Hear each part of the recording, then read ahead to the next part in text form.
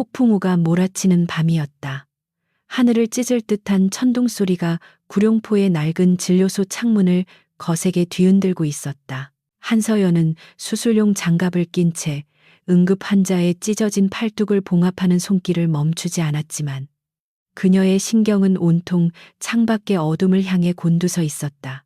낡은 형광등이 불안하게 깜빡거릴 때마다 그녀의 창백하지만 결의에 찬 얼굴이 드러났다. 지난 5년 동안 그녀는 이름도 바꾸고 신분도 위조한 채 이 외딴 어촌 마을에서 숨죽여 살아왔다. 서울의 유망한 외과 의사였던 과거를 모두 지우고 오로지 아들 하늘이를 지키기 위해 선택한 도피 생활이었다. 하지만 오늘 밤 공기 중에 섞여 들어오는 비릿한 바다 냄새와 함께 설명할 수 없는 불길한 예감이 그녀의 등줄기를 타고 차갑게 흘러내렸다. 그것은 마치 맹수가 사냥감을 노릴 때 풍기는 살기와도 같았고 서연은 이 감각이 무엇을 의미하는지 본능적으로 알고 있었다. 마지막 매듭을 짓고 가위를 내려놓은 서연은 환자를 돌려보낸 뒤 곧바로 진료소에 불을 끄고 창가로 다가갔다.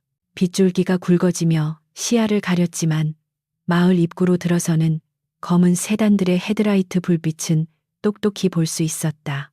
한 대, 두 대, 세 대, 이 작은 어촌 마을에는 어울리지 않는 고급 차량들의 행렬이었다.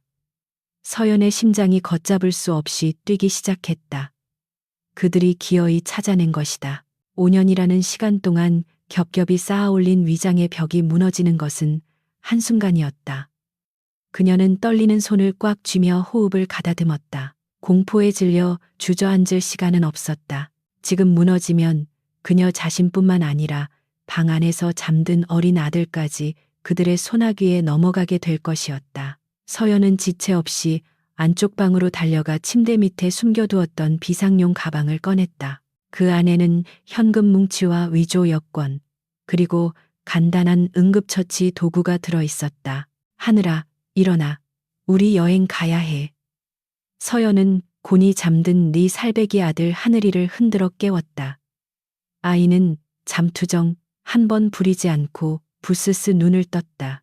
또래 아이답지 않은 그 성숙함이 서연의 가슴을 더욱 아프게 찔렀다. 하늘이는 엄마의 긴박한 목소리와 떨리는 손길에서 상황의 심각성을 감지한 듯 말없이 고개를 끄덕이며 자신의 작은 배낭을 챙겼다. 서연은 아들에게 두꺼운 우비를 입히고 자신의 등에 업은 뒤 띠로 단단히 고정했다. 빗소리에 묻혀 들려오는 자동차 엔진 소리가 점점 가까워지고 있었다. 정문으로 나가는 것은 자살 행위나 다름없었다. 그녀는 진료소 뒷문을 조심스럽게 열고 칠흑 같은 어둠 속으로 몸을 던졌다. 차가운 비가 전신을 적셨지만 추위를 느낄 겨를조차 없었다. 오로지 놈들에게 잡히면 끝이라는 생각만이 그녀의 다리를 움직이게 했다. 뒷산으로 이어지는 좁은 골목길은 진흙탕으로 변해 있어 발을 내디딜 때마다 미끄러웠다. 서연은 진흙에 발이 빠지는 것도 아랑곳하지 않고 필사적으로 달렸다. 등 뒤에 엎인 하늘이가 겁에 질려 작은 손으로 그녀의 옷자락을 꽉 움켜쥐는 것이 느껴졌다. 괜찮아. 조금만 참아. 엄마가 지켜줄게. 서연은 거친 숨을 몰아쉬며 아들을 안심시켰지만 사실 그녀 자신조차 확신할 수 없었다. 그녀가 도망친 남자는 대한민국 암흑가를 지배하는 천명그룹의 회장 강태주였다. 그는 한번 문 사냥감은 절대로 놓지 않는다는 잔혹한 소문의 주인공이었고 서연은 5년 전 그와의 하룻밤 실수로 그의 아이를 임신한 채 도망친 유일한 여자였다. 강태주에게 잡히면 어떤 처분이 내려질지 상상하는 것만으로도 온몸의 피가 얼어붙는 듯했다. 그녀는 미끄러운 비탈길을 네 발로 기어오르다시피 하며 필사적으로 마을을 벗어나려 했다. 그러나 세상은 그녀의 편이 아니었다. 산등성이를 거의 다 올라갔을 무렵 강력한 서치라이트 불빛이 그녀의 앞을 가로막았다. 눈을 뜰 수 없을 만큼 강렬한 빛 속에서 검은 양복을 입은 사내들이 유령처럼 나타났다. 그들은 아무런 소리도 내지 않고 서연을 포위해 오고 있었다. 서연은 황급히 방향을 틀어보려 했지만 뒤쪽에서도 이미 추격자들이 올라오고 있었다. 완벽한 포위였다. 빗속에서도 흐트러짐 없는 자세로 서 있는 사내들은 마치 훈련된 군대와 같았다. 서연은 더 이상 물러설 곳이 없음을 깨닫고 등을 웅크려 하늘이를 보호하는 자세를 취했다. 빗물과 땀 그리고 눈물이 뒤섞여 그녀의 얼굴을 타고 흘러내렸다. 절망감이 거대한 파도처럼 밀려와 그녀를 집어삼키려 했다. 하지만 그녀는 의사로서 그리고 엄마로서의 마지막 자존심을 걸고 고개를 들었다. 적어도 놈들 앞에서 비굴하게 목숨을 구걸하고 싶지는 않았다. 포위망이 좁혀지자 사내들 사이가 갈라지며 한 남자가 천천히 걸어 나왔다. 검은 우산을 쓴 비서가 그의 뒤를 따르고 있었고 남자는 쏟아지는 폭우 속에서도 전혀 젖지 않은 채 위압적인 자태를 뽐내고 있었다.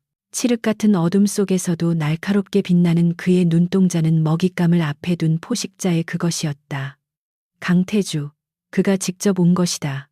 서연의 심장이 덜컥 내려앉았다. 5년이라는 세월이 흘렀지만 그의 서늘하고 위험한 분위기는 조금도 변하지 않았다. 아니, 오히려 기업의 총수로서 더 강해진 카리스마와 압도적인 지배력이 온몸에서 뿜어져 나오고 있었다. 그는 흠잡을 데 없는 맞춤 슈트를 입고 있었고 진흙투성이가 된 서연을 무표정하게 내려다보았다.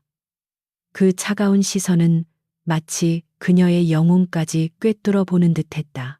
강태주는 천천히 서연의 앞으로 다가왔다. 그의 구두가 젖은 땅을 밟는 소리조차 들리지 않을 만큼 조용하고 위협적이었다. 서연은 본능적으로 뒷걸음질 치려 했지만 등 뒤에 있는 낭떠러지가 그녀를 막아섰다. 태주는 서연의 품에 안긴 겁에 질린 눈으로 자신을 바라보는 아이에게 잠시 시선을 주었다가 다시 서연의 얼굴로 눈길을 돌렸다.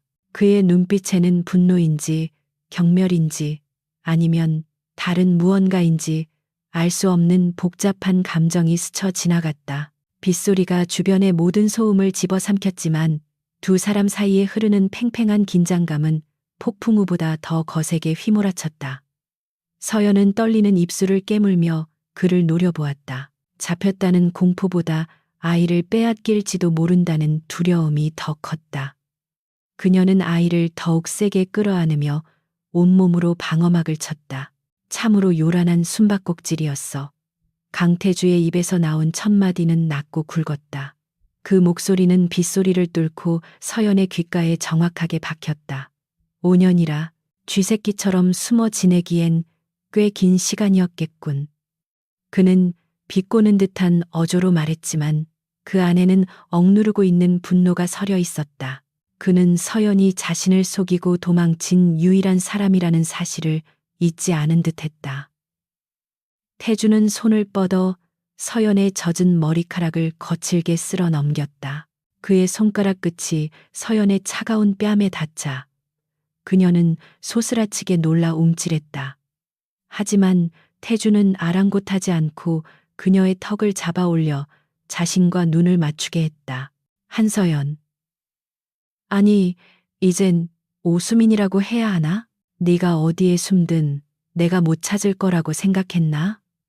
그의 목소리는 차분했지만 그 안에는 거부할 수 없는 절대적인 힘이 실려 있었다. 서연은 그의 손길을 뿌리치고 싶었지만 그랬다가는 당장이라도 아이에게 해가 갈까봐 꼼짝도 할 수 없었다. 그녀는 억지로 공포를 억누르며 입을 열었다. 원하는 게 뭐예요? 돈이라면 다 가져가요. 그녀의 목소리는 빗소리에 묻힐 듯 작았지만 태주는 똑똑히 들었다. 그는 코웃음을 치며 서연을 비웃었다. 돈, 대한민국에서 돈으로 나를 매수하려 들다니 여전하군. 상황 파악이 안 되나 보지. 태주는 서연의 등 뒤에 매달린 아이를 턱으로 가리켰다. 내가 원하는 건 내 것을 되찾는 거야. 그게 물건이든 사람이든. 그 말에 서연의 눈동자가 심하게 흔들렸다.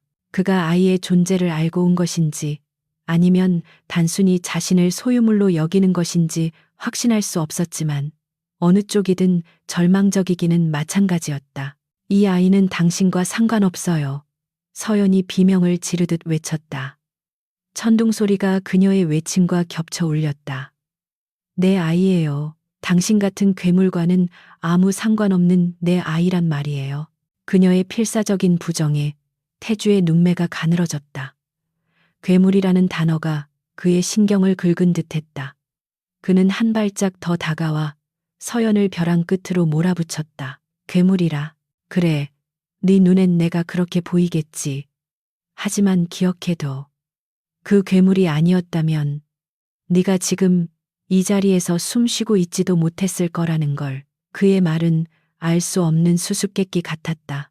서연은 그 말의 의미를 생각할 겨를도 없이 태주의 다음 행동에 얼어붙고 말았다. 그가 손짓하자 뒤에 서 있던 건장한 사내들이 서연에게 다가와 억지로 아이를 떼어내려 했다. 안 돼. 손대지 마. 하늘아. 서연은 미친 듯이 발버둥치며 아이를 놓지 않으려 했다. 하늘이 역시 엄마에게서 떨어지지 않으려 울음을 터뜨리며 매달렸다. 엄마, 엄마. 아이의 울음소리가 빗속에 처절하게 울려 퍼졌다. 하지만 건장한 사내들의 힘을 당해낼 수는 없었다. 순식간에 아이는 서연의 등에서 떨어져 나갔고 서연은 바닥에 내동댕이 쳐졌다. 진흙탕 속에 쓰러진 서연은 기어가서라도 아이를 되찾으려 했지만 태주의 구두가 그녀의 앞을 가로막았다. 그는 차가운 눈으로 바닥을 기는 서연을 내려다보며 명령했다. 차에 태워. 아이도 여자도. 그의 말 한마디는 법이었고 거역할 수 없는 판결이었다. 서연은 절망 속에 울부짖으며 아들의 이름을 불렀지만 그녀의 시야는 점점 흐려지고 있었다.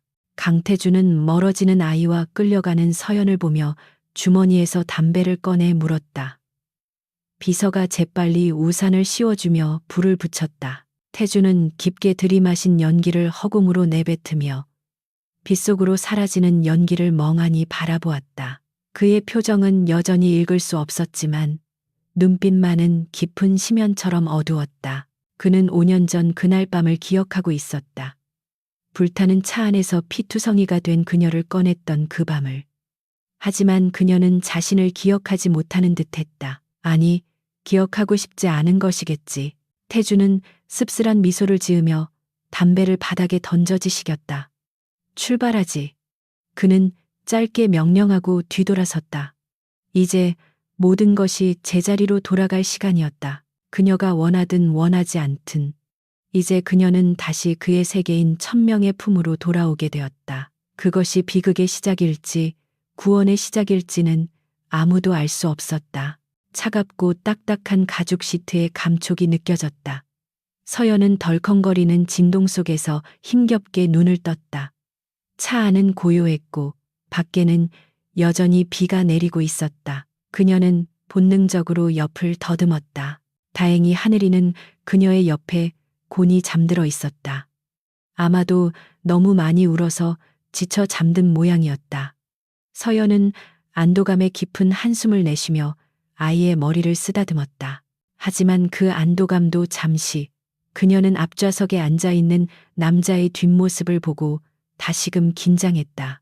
백미러를 통해 강태주의 눈과 마주쳤다. 그는 서류를 검토하던 중이었지만 서연이 깨어난 것을 알고 시선을 돌린 것이었다. 좁은 차 안, 도망칠 곳 없는 밀폐된 공간에서 그와의 숨막히는 동행이 시작되고 있었다. 차는 어둠을 뚫고 서울을 향해 질주하고 있었고 서연은 이제 자신이 스스로 걸어 들어온 것이나 다름없는 호랑이 굴로 향하고 있음을 뼈저리게 실감했다. 서울 한남동의 가장 깊숙하고 은밀한 곳, 대한민국 상위 1%만이 거주한다는 그곳에서도 천명그룹의 본가는 요새와 다를 바 없었다. 육중한 철문이 자동으로 열리자 검은 세단은 미끄러지듯 저택 안으로 들어섰다. 빗줄기는 잦아들었지만 새벽의 차가운 공기가 창문을 타고 스며들었다. 한서연은 창밖으로 스쳐 지나가는 높은 담벼락과 곳곳에 배치된 보안 요원들을 바라보며 절망감을 느꼈다. 이곳은 한 번 들어오면 주인의 허락 없이는 결코 나갈 수 없는 거대한 감옥이었다. 차가 멈추고 문이 열리자 비서가 우산을 받쳐 들고 대기하고 있었다. 서연은 잠든 하늘이를 조심스럽게 안고 차에서 내렸다. 낯선 환경과 위압적인 분위기에 눌려 숨쉬기조차 힘들었지만 품에 안긴 아이의 체온만이 유일하게 그녀를 지탱해주는 버팀목이었다. 그녀는 입술을 꽉 깨물며 눈앞에 펼쳐진 거대한 현관을 응시했다. 저택의 내부는 화려했지만 동시에 섬뜩할 정도로 차가웠다. 대리석 바닥은 거울처럼 반짝였고 높은 천장에 매달린 샹들리에는 차가운 빛을 쏟아내고 있었다. 집사로 보이는 중년 여성이 무표정한 얼굴로 그들을 맞이했다. 회장님께서 2층 서재로 오시라고 하셨습니다. 아이는 저희가 맡겠습니다. 집사가 정중하게 손을 내밀었지만 서연은 맹수처럼 눈을 번득이며 뒷걸음질 쳤다. 내 아이에게 손대지 마요. 어디든 내가 데리고 갈 겁니다. 그녀의 목소리는 떨리고 있었지만 그 안에 담긴 결의는 단호했다. 뒤따라 들어온 강태주가 그 모습을 지켜보다가 짧게 고개를 끄덕였다. 놔둬, 같이 데려와. 그의 허락이 떨어지자 집사는 조용히 물러났다.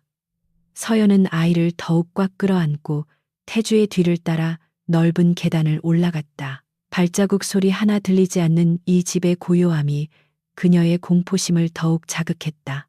서재는 집무실이라기보다는 하나의 거대한 지휘소 같았다. 한쪽 벽면을 가득 채운 모니터들에서는 뉴스 채널과 주식 시황, 그리고 알 수 없는 CCTV 화면들이 실시간으로 돌아가고 있었다.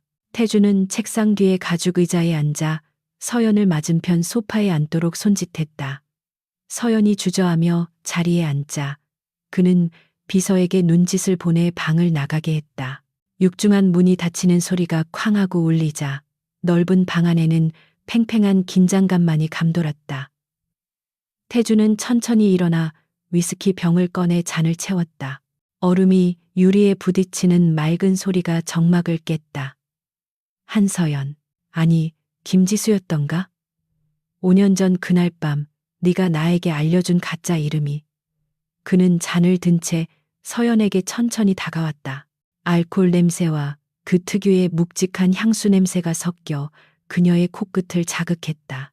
서연은 하늘이를 무릎에 눕히고 조심스럽게 아이의 귀를 막았다. 이 대화를 아이가 듣게 하고 싶지 않았다. 그녀는 태주의 시선을 피하지 않고 정면으로 마주 보았다. 이름 따위가 뭐가 중요하죠? 어차피 당신에게는 하룻밤 스쳐 지나가는 여자 중 하나였을 텐데. 서연의 도발적인 말에 태주의 입가에 비릿한 미소가 번졌다. 스쳐 지나가는 여자라. 보통은 그렇지. 하지만 내 아이를 뱃속에 넣고 도망친 여자는 네가 처음이야. 태주의 시선이 서연의 무릎 위에서 잠든 하늘이에게로 향했다. 그 눈빛은 먹이를 탐색하는 독수리처럼 날카로웠다. 서연의 심장이 덜컥 내려앉았다. 그가 이미 알고 있는 것인가? 아니면 떠보는 것인가? 그녀는 최대한 태연한 척 표정을 관리하며 차갑게 대꾸했다. 착각하지 마세요. 이 아이는 당신 아이가 아니에요. 착각? 태주는 재미있다는 듯 낮은 웃음을 터뜨리며 소파 앞 테이블에 걸터 앉았다. 그와의 거리가 너무 가까워져 서연은 숨이 막힐 것 같았다. 그는 손을 뻗어 하늘이에 감은 눈꺼풀을 부드럽게 쓰다듬었다. 서연이 기겁하며 그의 손을 쳐내려 했지만 태주는 그녀의 손목을 가볍게 낚아채 제압했다. 내 눈을 속이려 들지 마. 이 아이의 눈매, 콧날, 심지어 자는 모습까지. 유전자 검사 따위 하지 않아도 알 수 있어. 내 핏줄이라는 걸. 그의 목소리는 확신에 차 있었다. 서연은 잡힌 손목이 부러질 듯 아팠지만 비명을 지르는 대신 그를 노려보았다. 설령 당신 핏줄이라 해도 달라지는 건 없어요. 당신은 깡패야. 사람을 죽이고 불법을 저지르는 범죄자라고. 내 아이를 그런 더러운 세상에 발들이게 할 순 없어. 서연의 외침은 서재 안을 날카롭게 갈랐다. 태주의 표정이 순식간에 차갑게 굳어졌다. 범죄자, 더러운 세상, 그 단어들이 그의 영린을 건드린 듯했다. 그는 서연의 손목을 거칠게 놓고 일어섰다. 네가 세상을 얼마나 안다고 짓거리지? 내가 만든 질서 덕분에 네가 그동안 발 뻗고 잘 수 있었던 거야. 그는 창가로 걸어가 어두운 정원을 내려다보았다. 그의 등 뒤로 쓸쓸함과 분노가 동시에 묻어났다. 내가 그토록 혐오하는 내 힘이 없었다면 너와 이 아이는 5년 전 그날 밤 이미 이 세상 사람이 아니었을 수도 있어. 알 수 없는 말을 또다시 내뱉는 그를 보며 서연은 혼란스러웠다. 5년 전 그날 호텔 스위트룸에서의 하룻밤 이후 그녀는 그가 조직폭력배의 우두머리라는 사실을 알고 기겁하여 도망쳤었다. 그가 자신을 살려주었다니 무슨 소리인가. 그때 소란스러운 소리에 잠에서 깬 하늘이가 눈을 비비며 일어났다. 엄마, 여기 어디야? 아이의 맑은 목소리가 무거운 공기를 흩트렸다. 서연은 황급히 아이를 안아 다독였다. 괜찮아, 하늘아. 그냥 잠시 쉬어가는 곳이야. 하늘이는 낯선 천장과 화려한 가구들을 두리번거리다가 창가에 서 있는 태주를 발견했다. 아이는 두려움 없이 호기심 가득한 눈으로 태주를 바라보았다. 태주 역시 몸을 돌려 아이를 응시했다. 처음으로 제대로 마주하는 부자의 시선이었다. 태주는 천천히 아이에게 다가왔다. 서연은 본능적으로 아이를 등 뒤로 숨기려 했지만 하늘이는 오히려 고개를 내밀고 태주를 빤히 쳐다보았다. 아저씨는 누구세요? 아이의 천진난만함이 서연의 가슴을 철렁하게 만들었다. 태주는 한쪽 무릎을 꿇고 아이와 눈높이를 맞췄다. 천하의 강태주가 누군가에게 무릎을 꿇는 것은 상상조차 할 수 없는 일이었다. 그는 아이의 작은 얼굴을 찬찬히 뜯어보았다. 자신을 쏙 빼닮은 하지만 서연의 맑은 눈망울을 가진 아이. 기이한 감정이 그의 가슴 속에서 꿈틀거렸다. 그것은 한 번도 느껴보지 못한 따뜻하고 묵직한 무언가였다. 이름이 뭐지? 태주가 평소보다 훨씬 부드러운 목소리로 물었다. 하늘이여, 한하늘. 아이가 또렷하게 대답했다. 태주는 입가에 희미한 미소를 띠며 중얼거렸다. 하늘이라, 너에게 어울리는 이름이구나. 그는 주머니에서 만년필을 꺼내 아이의 손에 쥐어주었다. 값비싼 보석이 박힌 최고급 만년필이었다. 선물이다. 가져라. 서연은 기가 막혀서 말을 잇지 못했다. 하늘아, 받지 마. 돌려드려. 그녀가 만류하려 했지만 태주는 차가운 눈빛으로 그녀를 제지했다. 내 아들에게 주는 첫 선물이야. 거절은 허락하지 않아. 내 아들이라는 단어가 채기처럼 박혔다. 서연은 더 이상 부정하는 것이 무의미함을 깨달았다. 그는 이미 확신하고 있었고 그 확신을 뒤집을 방법은 이 공간에 없었다. 태주는 다시 일어서서 본래의 냉혹한 보스로 돌아갔다. 방을 준비해 뒀다. 필요한 건 뭐든 말해. 단, 이 집 밖으로 나가는 건 꿈도 꾸지 마. 그는 인터폰을 눌러 집사를 호출했다. 손님들을 모셔라.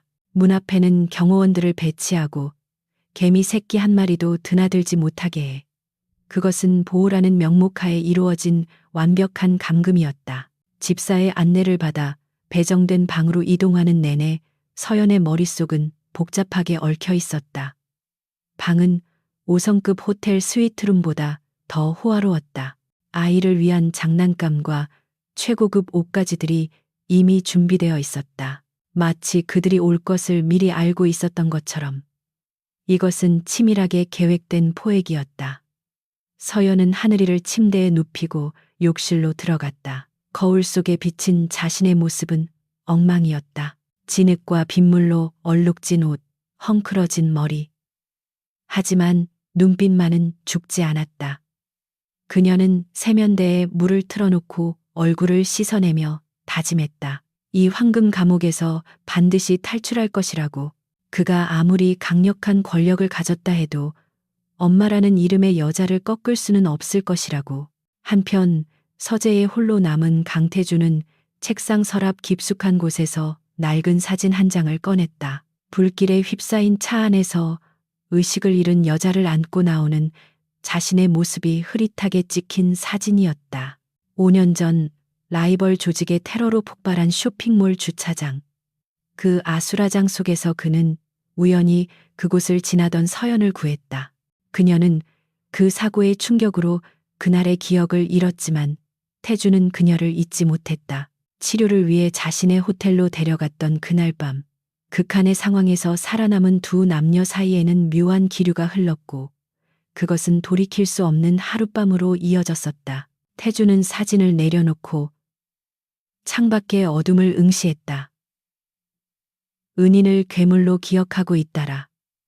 그는 씁쓸하게 중얼거렸다. 그때 책상 위에 전화가 요란하게 울렸다. 태주는 감정을 지우고 수화기를 들었다. 회장님, 박 실장입니다. 말씀하신 유전자 검사 키트를 확보했습니다. 그리고 놈들이 냄새를 맡은 것 같습니다. 최무진 쪽 움직임이 심상치 않습니다. 비서의 다급한 보고에 태주의 눈매가 매섭게 변했다.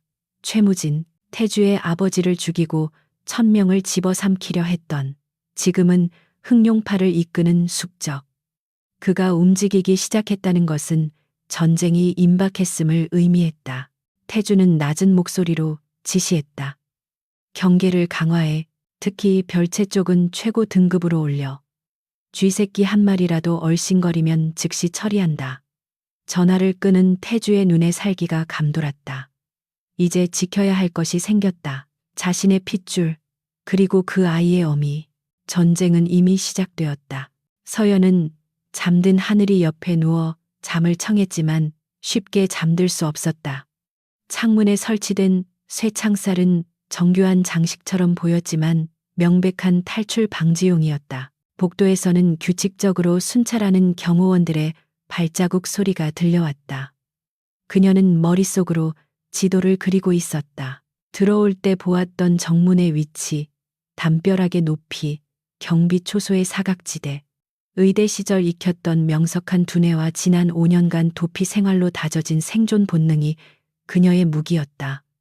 하지만 가장 큰 변수는 강태주라는 남자였다. 그가 보여준 의외의 모습들, 아이를 바라보던 따뜻한 눈빛, 자신을 구했다고 주장하는 알 수 없는 말들.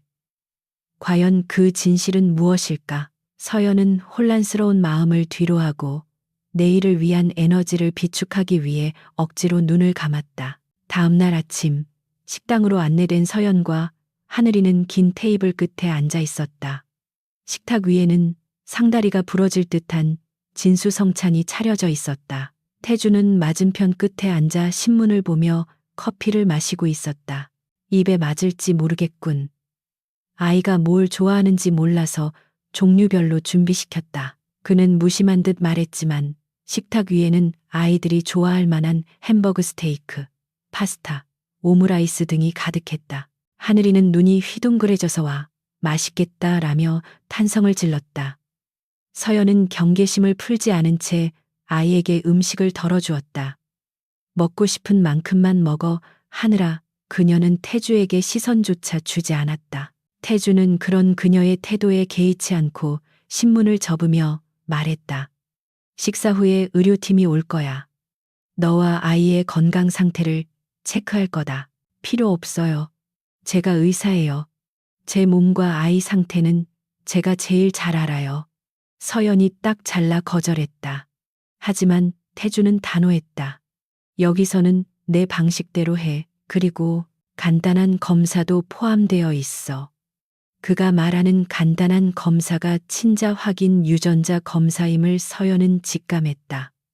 피할 수 없는 수순이었다. 그녀가 숟가락을 꽉 쥐고 부들부들 떨고 있을 때 태주의 비서가 식당으로 급히 들어왔다.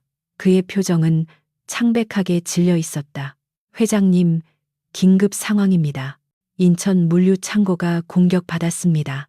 그리고 비서는 서연과 아이를 힐끗 보고는 태주의 귀에 대고 속삭였다. 태주의 표정이 순식간에 험악하게 일그러졌다. 그는 거칠게 의자를 박차고 일어났다. 식기들이 달그락거리며 소음을 냈다. 식사 계속해. 난 급한 일이 있어서 나가봐야겠군. 태주는 서연에게 짧게 말하고는 뒤도 돌아보지 않고 식당을 나갔다. 그의 뒷모습에서 뿜어져 나오는 살기가 식당 안의 공기를 얼어붙게 만들었다. 서연은 그가 나가는 모습을 바라보며 불안감을 느꼈다. 단순한 사업상의 문제가 아님을 직감적으로 알 수 있었다. 거대한 폭풍이 다가오고 있었다. 그리고 그 폭풍의 중심에 자신과 하늘이가 서 있다는 사실을 뼈저리게 느꼈다.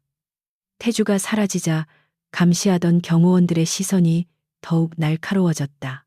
서연은 하늘이의 손을 꼭 잡았다. 지금이 기회일 수도, 아니면 더 큰 위험의 시작일 수도 있었다. 그녀는 남겨진 음식을 바라보며 앞으로 닥칠 시련을 견디기 위해 억지로라도 배를 채워야 한다고 생각했다. 태주가 탄 차는 굉음을 내며 저택을 빠져나갔다. 차 안에서 그는 태블릿 PC로 현장 상황을 보고받고 있었다. 불타고 있는 물류 창고, 쓰러진 부하들, 그것은 명백한 선전포고였다. 최무진이 보낸 메시지는 간단했다. 왕좌에서 내려오라. 그렇지 않으면 가장 소중한 것을 잃게 될 것이다. 태주의 눈이 분노로 붉게 충혈되었다. 놈들이 서연과 아이의 존재를 알게 되는 것은 시간 문제였다. 아니, 이미 알고 움직인 것일 수도 있었다. 그는 주먹을 꽉 쥐었다. 5년 전처럼 또다시 소중한 것을 잃을 수는 없었다. 이번에는 지켜낼 것이다. 설령 자신의 손에 더 많은 피를 묻히게 된다 하더라도. 태주는 창밖을 바라보며 나지막이 맹세했다. 전쟁은 이제부터 시작이라고. 강태주가 저택을 비운 사이 의료진이 별채에 들이닥쳤다. 흰 가운을 입은 그들은 감정이 없는 기계처럼 움직였다. 서연은 문 앞을 가로막고 저항했지만 건장한 경호원들이 그녀를 양쪽에서 붙잡아 제압했다. 이거 나. 내 아이에게 손대지 마. 서연의 비명 섞인 외침에도 불구하고 의료진은 능숙하게 하늘이에게 다가갔다. 겁에 질린 하늘이가 울음을 터뜨리자 서연의 가슴은 갈갈이 찢겨 나가는 듯했다. 그들은 아이의 입안을 면봉으로 훑어 유전자 검사 시료를 채취했고 아이의 건강 상태를 체크한다는 명목으로 피를 뽑았다. 서연은 무력감에 치를 떨며 입술을 깨물었다. 피맛이 비릿하게 입안에 번졌다.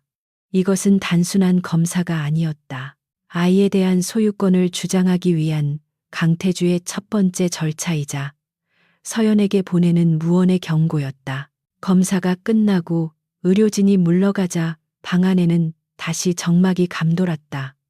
하늘이는 지쳐서 서연의 품에 안겨 잠들었다. 서연은 아이의 눈가에 맺힌 눈물을 닦아주며 창밖을 노려보았다. 저택 주변을 둘러싼 높은 담벼락과 촘촘히 배치된 감시 카메라들이 그녀의 숨통을 조여왔다. 그녀는 알고 있었다. 잠시 후면 결과가 나올 것이고 그 결과가 가져올 파장은 걷잡을 수 없을 것이다. 강태주는 확신을 원했다. 그 확신이 서는 순간 그는 하늘이를 자신의 후계자로 만들려 할 것이다. 폭력과 피로 얼룩진 그 세계에 자신의 천사 같은 아이를 밀어넣을 수는 없었다. 서연은 잠든 아이를 침대에 눕히고 방안을 서성였다. 탈출구는 보이지 않았다. 지금으로서는 강태주의 감시망을 뚫고 나갈 방법이 전무했다. 그녀는 절망 속에서도 냉정함을 찾으려 애썼다. 기회는 반드시 올 것이다. 한편 서울 시내의 천명그룹 본사 회장실. 강태주는 창밖으로 펼쳐진 서울의 야경을 내려다보고 있었다. 그의 뒤에는 비서실장 박태수가 서류 봉투를 든 채 긴장한 표정으로 서 있었다. 결과 나왔습니다, 회장님. 박 실장의 목소리가 고요한 사무실에 울렸다. 태주는 천천히 몸을 돌려 봉투를 받아들었다. 손끝에 닿는 종이의 감촉이 평소보다 무겁게 느껴졌다. 그는 망설임 없이 봉투를 뜯고 서류를 꺼내들었다. 친자 관계 성립 확률 99.999%. 예상했던 결과였지만 막상 눈으로 확인하자 심장이 기이하게 요동쳤다. 단순히 자신의 핏줄이라는 생물학적 사실을 넘어 이 세상에 자신과 연결된 또 하나의 생명이 존재한다는 사실이 그에게 전율을 안겨주었다. 그는 무의식적으로 주먹을 꽉 쥐었다. 축하드립니다, 회장님. 박 실장이 조심스럽게 인사를 건넸지만 태주의 표정은 밝지 않았다. 오히려 더욱 어둡고 무겁게 가라앉았다. 축하라. 이게 과연 축하받을 일일까? 그는 자조적인 미소를 지으며 서류를 책상 위에 던졌다. 그의 세계에서 약점은 곧 죽음을 의미했다. 가족은 가장 치명적인 약점이었다. 그가 지난 5년 동안 서연을 찾으면서도 한편으로는 그녀가 영원히 나타나지 않기를 바랐던 이유이기도 했다. 하지만 이제 주사위는 던져졌다. 박 실장, 보안 등급을 최상위로 격상해 본가 경호 인력을 3배로 늘리고 하늘이와 그 여자 주변에는 내 직속 경호팀을 붙여 24시간 감시하고 보고해. 태주의 명령은 빠르고 단호했다. 이제 그는 사냥꾼이 아니라 둥지를 지키는 맹수가 되어야 했다. 하지만 비밀은 오래가지 못했다. 어둠의 세계에서 정보는 빛보다 빠르게 퍼져나갔다. 강남의 화려한 유흥가 지하 깊은 곳, 흑룡파의 보스 최무진의 아지트에서는 은밀한 대화가 오가고 있었다. 붉은 조명 아래 최무진은 뱀이 그려진 문신이 새겨진 팔로 술잔을 기울이며 비릿하게 웃었다. 강태주가 숨겨둔 자식이 있다? 그것도 아들이라고? 그의 앞에는 1000명 그룹 내부에 심어둔 첩자가 고개를 조아리고 있었다. 예, 확실합니다. 5년 전 사라졌던 여자가 아이를 데리고 본가에 들어갔습니다. 오늘 의료팀이 다녀갔고 친자가 확실하다는 정보입니다. 첩자의 보고에 최무진의 눈이 뱀처럼 가늘어졌다. 그는 오랫동안 강태주의 목을 노려왔지만 강태주는 틈을 보이지 않는 철옹성 같았다. 그런데 드디어 균열이 생긴 것이다. 재미있군.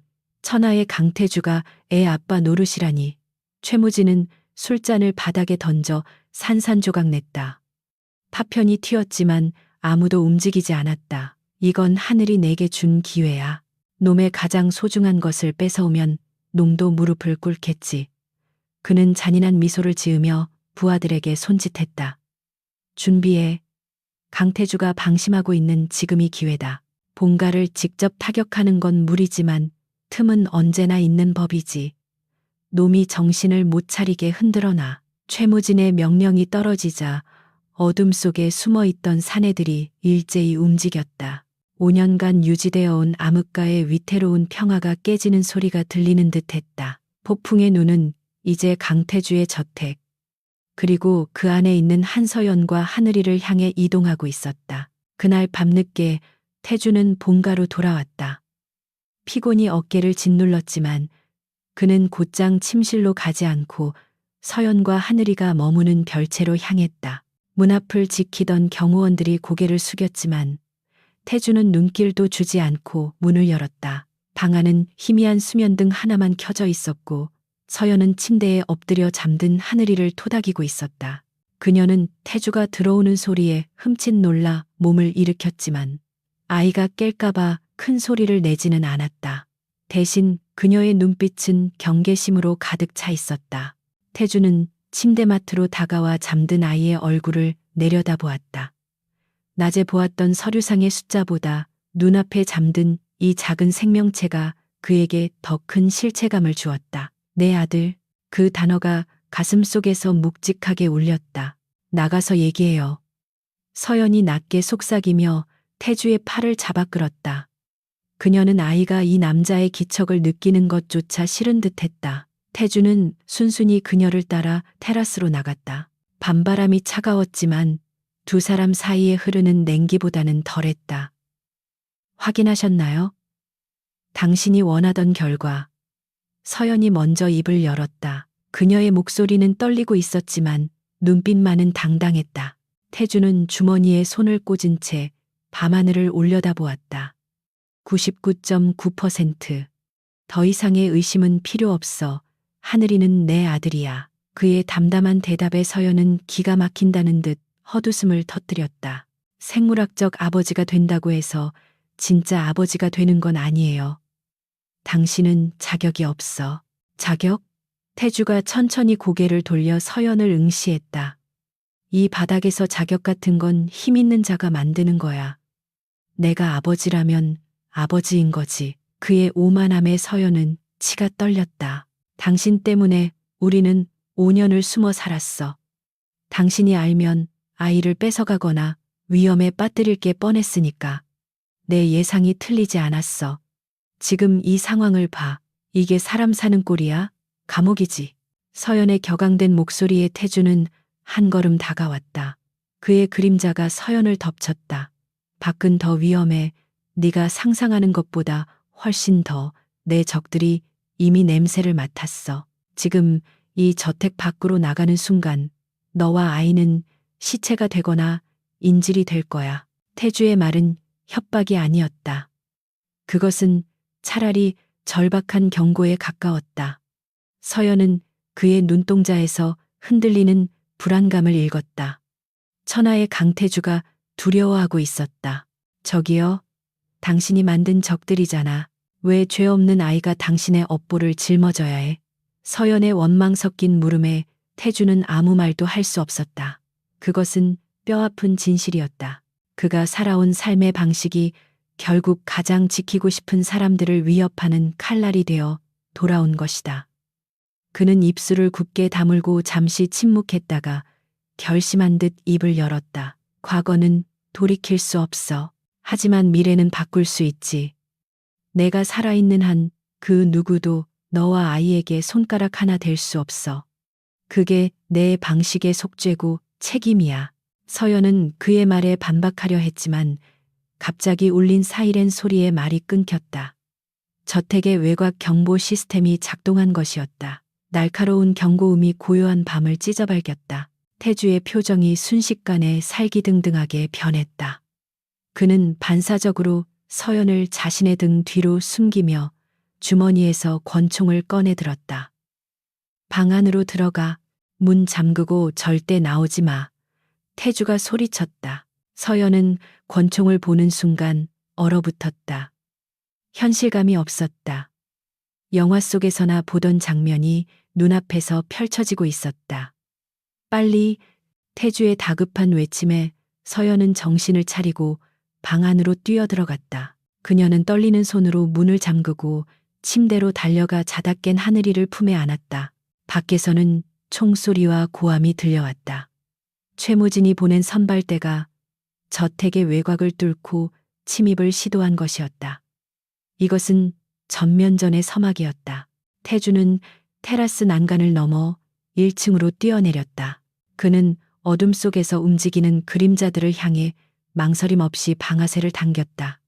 그의 사격은 정확했고 자비가 없었다. 회장님, 본관 서쪽 벽이 뚫렸습니다. 무전을 통해 박 실장의 다급한 목소리가 들려왔다. 태주는 이를 갈며 명령했다. 별채를 사수해. 놈들의 목표는 아이야. 접근하는 새끼들은 전부 죽여. 그는 별채 쪽으로 달려가며 눈에 불을 켰다. 5년 전 서연을 구했던 그날 밤처럼 그는 다시 한번 피비린내 나는 전장 한복판에 서 있었다. 하지만 이번에는 지켜야 할 이유가 더욱 명확했다. 서연은 방구석에 웅크려 앉아 하늘이의 귀를 막고 있었다. 밖에서 들리는 끔찍한 소음들이 아이에게 들리지 않기를 기도했다. 엄마, 무서워. 무슨 소리야?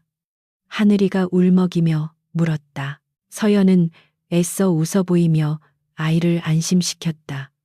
아무것도 아니야. 밖에서 불꽃놀이를 하나 봐. 우리 숨바꼭질할까?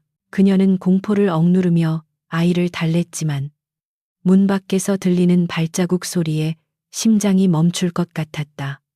쿵, 쿵, 쿵. 무거운 군화 소리가 복도를 따라 다가오고 있었다. 아군인지 적군인지 알 수 없는 상황. 서연은 주변을 둘러보며 무기로 쓸만한 것을 찾았다. 그녀의 눈에 묵직한 청동 램프가 들어왔다. 그녀는 그것을 손에 쥐고 문을 노려보았다. 누가 들어오든 내 아이를 해치려 한다면 죽여버리겠다고 다짐하며 그때 문고리가 천천히 돌아갔다. 서연은 숨을 멈추고 램프를 높이 쳐들었다. 문이 벌컥 열리고 검은 그림자가 들이닥쳤다. 서연이 비명을 지르며 램프를 내리치려는 순간 강력한 손이 그녀의 팔을 막아섰다. 나야. 익숙한 목소리. 강태주였다. 그의 흰 셔츠는 피로 붉게 물들어 있었고 얼굴에는 그을음이 묻어 있었지만 눈빛만은 형형하게 빛나고 있었다. 서연은 다리에 힘이 풀려 주저앉았다. 태주는 그런 그녀를 일으켜 세우고 하늘이를 안아들었다. 여긴 안전하지 않아. 지하 벙커로 이동한다. 그는 피 묻은 손으로 아이를 안는 것이 주저되는 듯 잠시 멈칫했지만 상황이 급박했다. 하늘이는 피를 보고 놀라 눈이 커졌지만 태주의 단호한 표정에 울음을 삼켰다.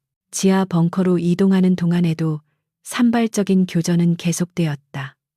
태주는 자신의 몸으로 서연과 하늘이를 가리며 이동했다. 그의 등 뒤로 총알이 스쳐 지나가고 파편이 튀었지만 그는 눈 하나 깜짝하지 않았다. 서연은 태주의 넓은 등을 보며 기묘한 감정을 느꼈다. 악마라고 생각했던 남자가 지금은 유일한 구원자처럼 보였다. 벙커의 육중한 강철문이 닫히고 나서야 외부의 소음이 차단되었다. 안전지대에 도착한 태주는 그제야 거친 숨을 몰아쉬며 벽에 기대섰다. 그의 팔뚝에서 피가 뚝뚝 떨어지고 있었다. 서연은 의사로서의 본능이 되살아나 그에게 다가갔다. 다쳤잖아요. 이리 와봐요. 그녀가 태주의 팔을 살피려 하자 태주는 괜찮다는 듯 손을 저었다. 스친 거야. 신경 쓰지 마. 가만히 좀 있어요. 서연이 소리쳤다. 당신이 쓰러지면 우리는 누가 지켜주는데. 그녀의 말에 태주는 멍한 표정으로 그녀를 바라보았다. 그녀가 자신을 걱정하고 있었다. 아니, 정확히는 자신을 보호막으로 여기고 있었다. 하지만 그것만으로도 태주에게는 충분했다. 그는 순순히 팔을 내밀었다. 서연은 벙커 안에 비치된 구급상자를 열어 능숙하게 지혈하고 붕대를 감았다. 그녀의 손길은 차가웠지만 섬세했다. 치료를 받는 동안 태주는 서연의 옆얼굴을 빤히 쳐다보았다. 땀에 젖은 머리카락, 집중하느라 깨문 입술, 5년 전 그날 밤 그가 목숨 걸고 구했던 그 얼굴이었다. 그는 문득 충동적으로 물었다. 정말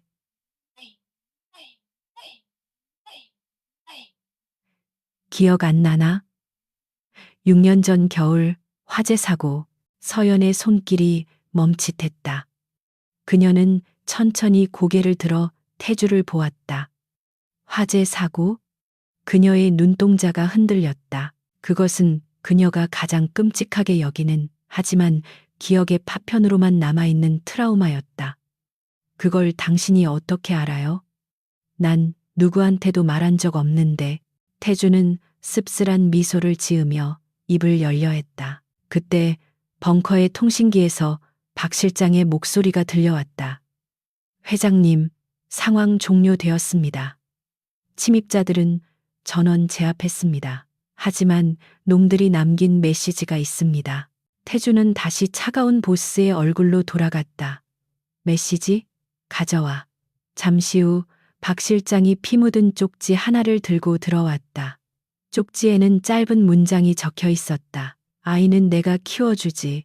최무진. 태주는 쪽지를 구겨쥐며 분노에 몸을 떨었다. 전쟁은 이제 돌이킬 수 없는 강을 건넜다. 지하 벙커의 공기는 무겁고 차가웠다. 최무진이 남긴 쪽지가 바닥에 구겨진 채 뒹굴고 있었고 강태주의 거친 숨소리만이 정막을 채우고 있었다. 서연은 구급 상자를 챙겨 들고 태주에게 다시 다가갔다. 팔의 상처는 지혈되었지만 그가 셔츠를 입을 때마다 미간을 찌푸리는 것을 놓치지 않았다. 아까 이동 중에 파편에 맞았거나 어딘가에 부딪힌 것이 분명했다. 우옷 벗어요. 등 쪽도 봐야겠어요.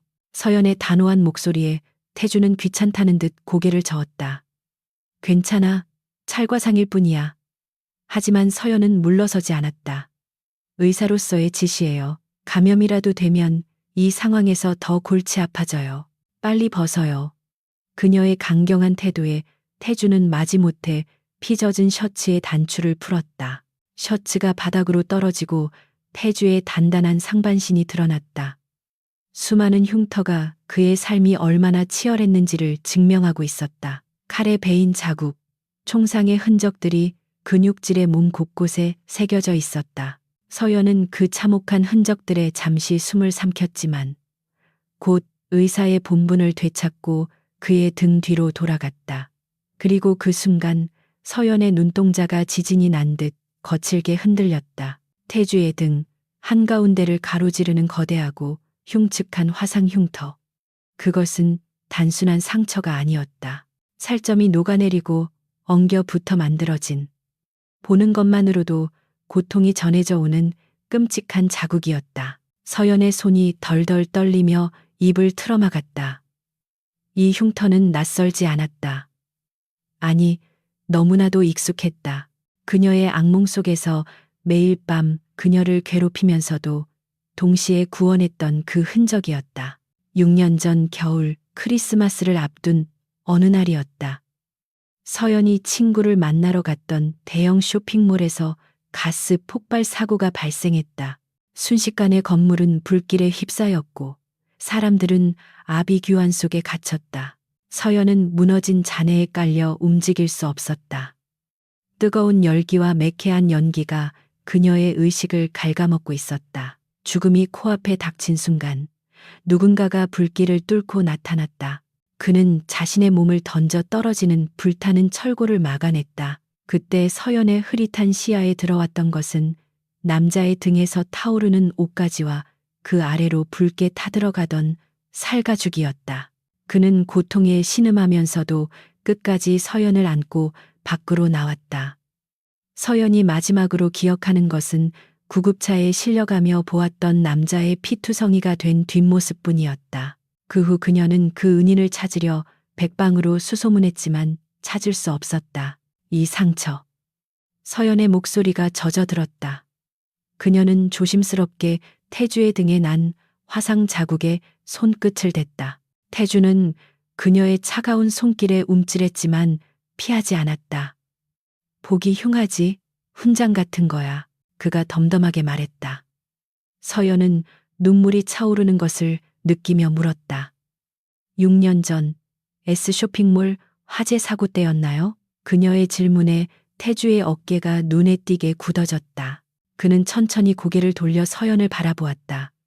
그의 눈빛에는 놀라움과 함께 복잡한 감정이 서려 있었다. 기억하고 있었나? 아니, 기억 못하는 줄 알았는데 그의 대답은 확인 사살이나 다름없었다. 서연의 다리에 힘이 풀려 주저앉을 뻔했다. 그녀가 지난 5년 동안 피해 도망쳤던 악마가 사실은 자신의 목숨을 구해준 생명의 은인이었다니. 운명에 장난치고는 너무나 가혹했다. 왜 말하지 않았어요? 서연이 울먹이며 물었다. 내가 당신을 오해하고 미워하고 도망칠 때 왜 그때 나를 구한 게 당신이라고 말하지 않았냐고요. 그녀의 원망 섞인 외침이 벙커 안에 메아리 쳤다. 태주는 씁쓸한 표정으로 셔츠를 다시 집어들었다. 말했다면 믿었겠나? 조폭 두목이 순수한 의도로 사람을 구했다고? 네가 깨어난 날 밤 내 신분을 알자마자 너는 공포에 질려 벌벌 떨었어. 그런 상황에서 내가 은인이라고 밝혀봤자 널 이용하려 든다고 생각했겠지. 그의 말은 틀린 데가 없었다. 5년 전 태주의 호텔 방에서 깨어난 서연은 그가 조폭이라는 사실을 알고 패닉에 빠졌었다. 그때 그가 은인이라고 말했다 한들 그녀는 그것을 또 다른 협박이나 올가미로 받아들였을 것이다. 서연은 고개를 숙이고 흐르는 눈물을 닦아냈다. 죄책감이 파도처럼 밀려왔다. 그녀는 그를 괴물이라고 불렀고 아이에게 아버지가 없다고 가르쳤으며 그에게서 도망치기 위해 5년을 허비했다. 하지만 그는 묵묵히 그 비난을 감내했고 지금도 자신의 몸을 던져 그녀와 아이를 지키고 있었다. 6년 전에도 그리고 지금도 미안해요. 정말 미안해요. 서연의 입에서 뒤늦은 사과가 흘러나왔다. 태주는 말없이 그녀에게 다가와 어깨를 감싸 안았다. 투박하고 거친 손길이었지만 그 안에는 서툰 위로가 담겨 있었다. 사과할 필요 없어. 네가 도망친 건 네 선택이었고 널 놓친 건 내 실수였으니까. 중요한 건 지금 여기 있다는 거야. 그때 벙커의 한쪽 구석에서 자고 있던 하늘이가 부스스 일어났다. 엄마? 왜 울어? 아저씨가 엄마 때렸어? 아이는 낯선 환경과 엄마의 눈물에 놀라 태주를 경계하는 눈빛으로 노려보았다. 작은 주먹을 쥐고 엄마 앞을 막아서는 아이의 모습이 태주의 가슴을 찡하게 만들었다. 서연은 황급히 눈물을 닦고 웃어 보였다. 아니야, 하늘아. 아저씨가 엄마랑 하늘이를 구해줘서 고마워서 우는 거야. 서연의 설명에 하늘이는 고개를 갸웃거렸다. 정말? 아저씨가 우리 구해줬어? 아이가 태주를 올려다 보았다. 태주는 어색하게 헛기침을 하며 아이의 머리를 쓰다듬었다. 그래. 그러니까 안심하고 더 자라. 밖에는 나쁜 놈들이 있지만 내가 다 쫓아낼 테니까. 태주의 손길에 하늘이의 경계심이 조금은 풀린 듯했다. 아이는 태주의 큰 손을 잡고 만지작거리다가 물었다. 아저씨가 우리 아빠야?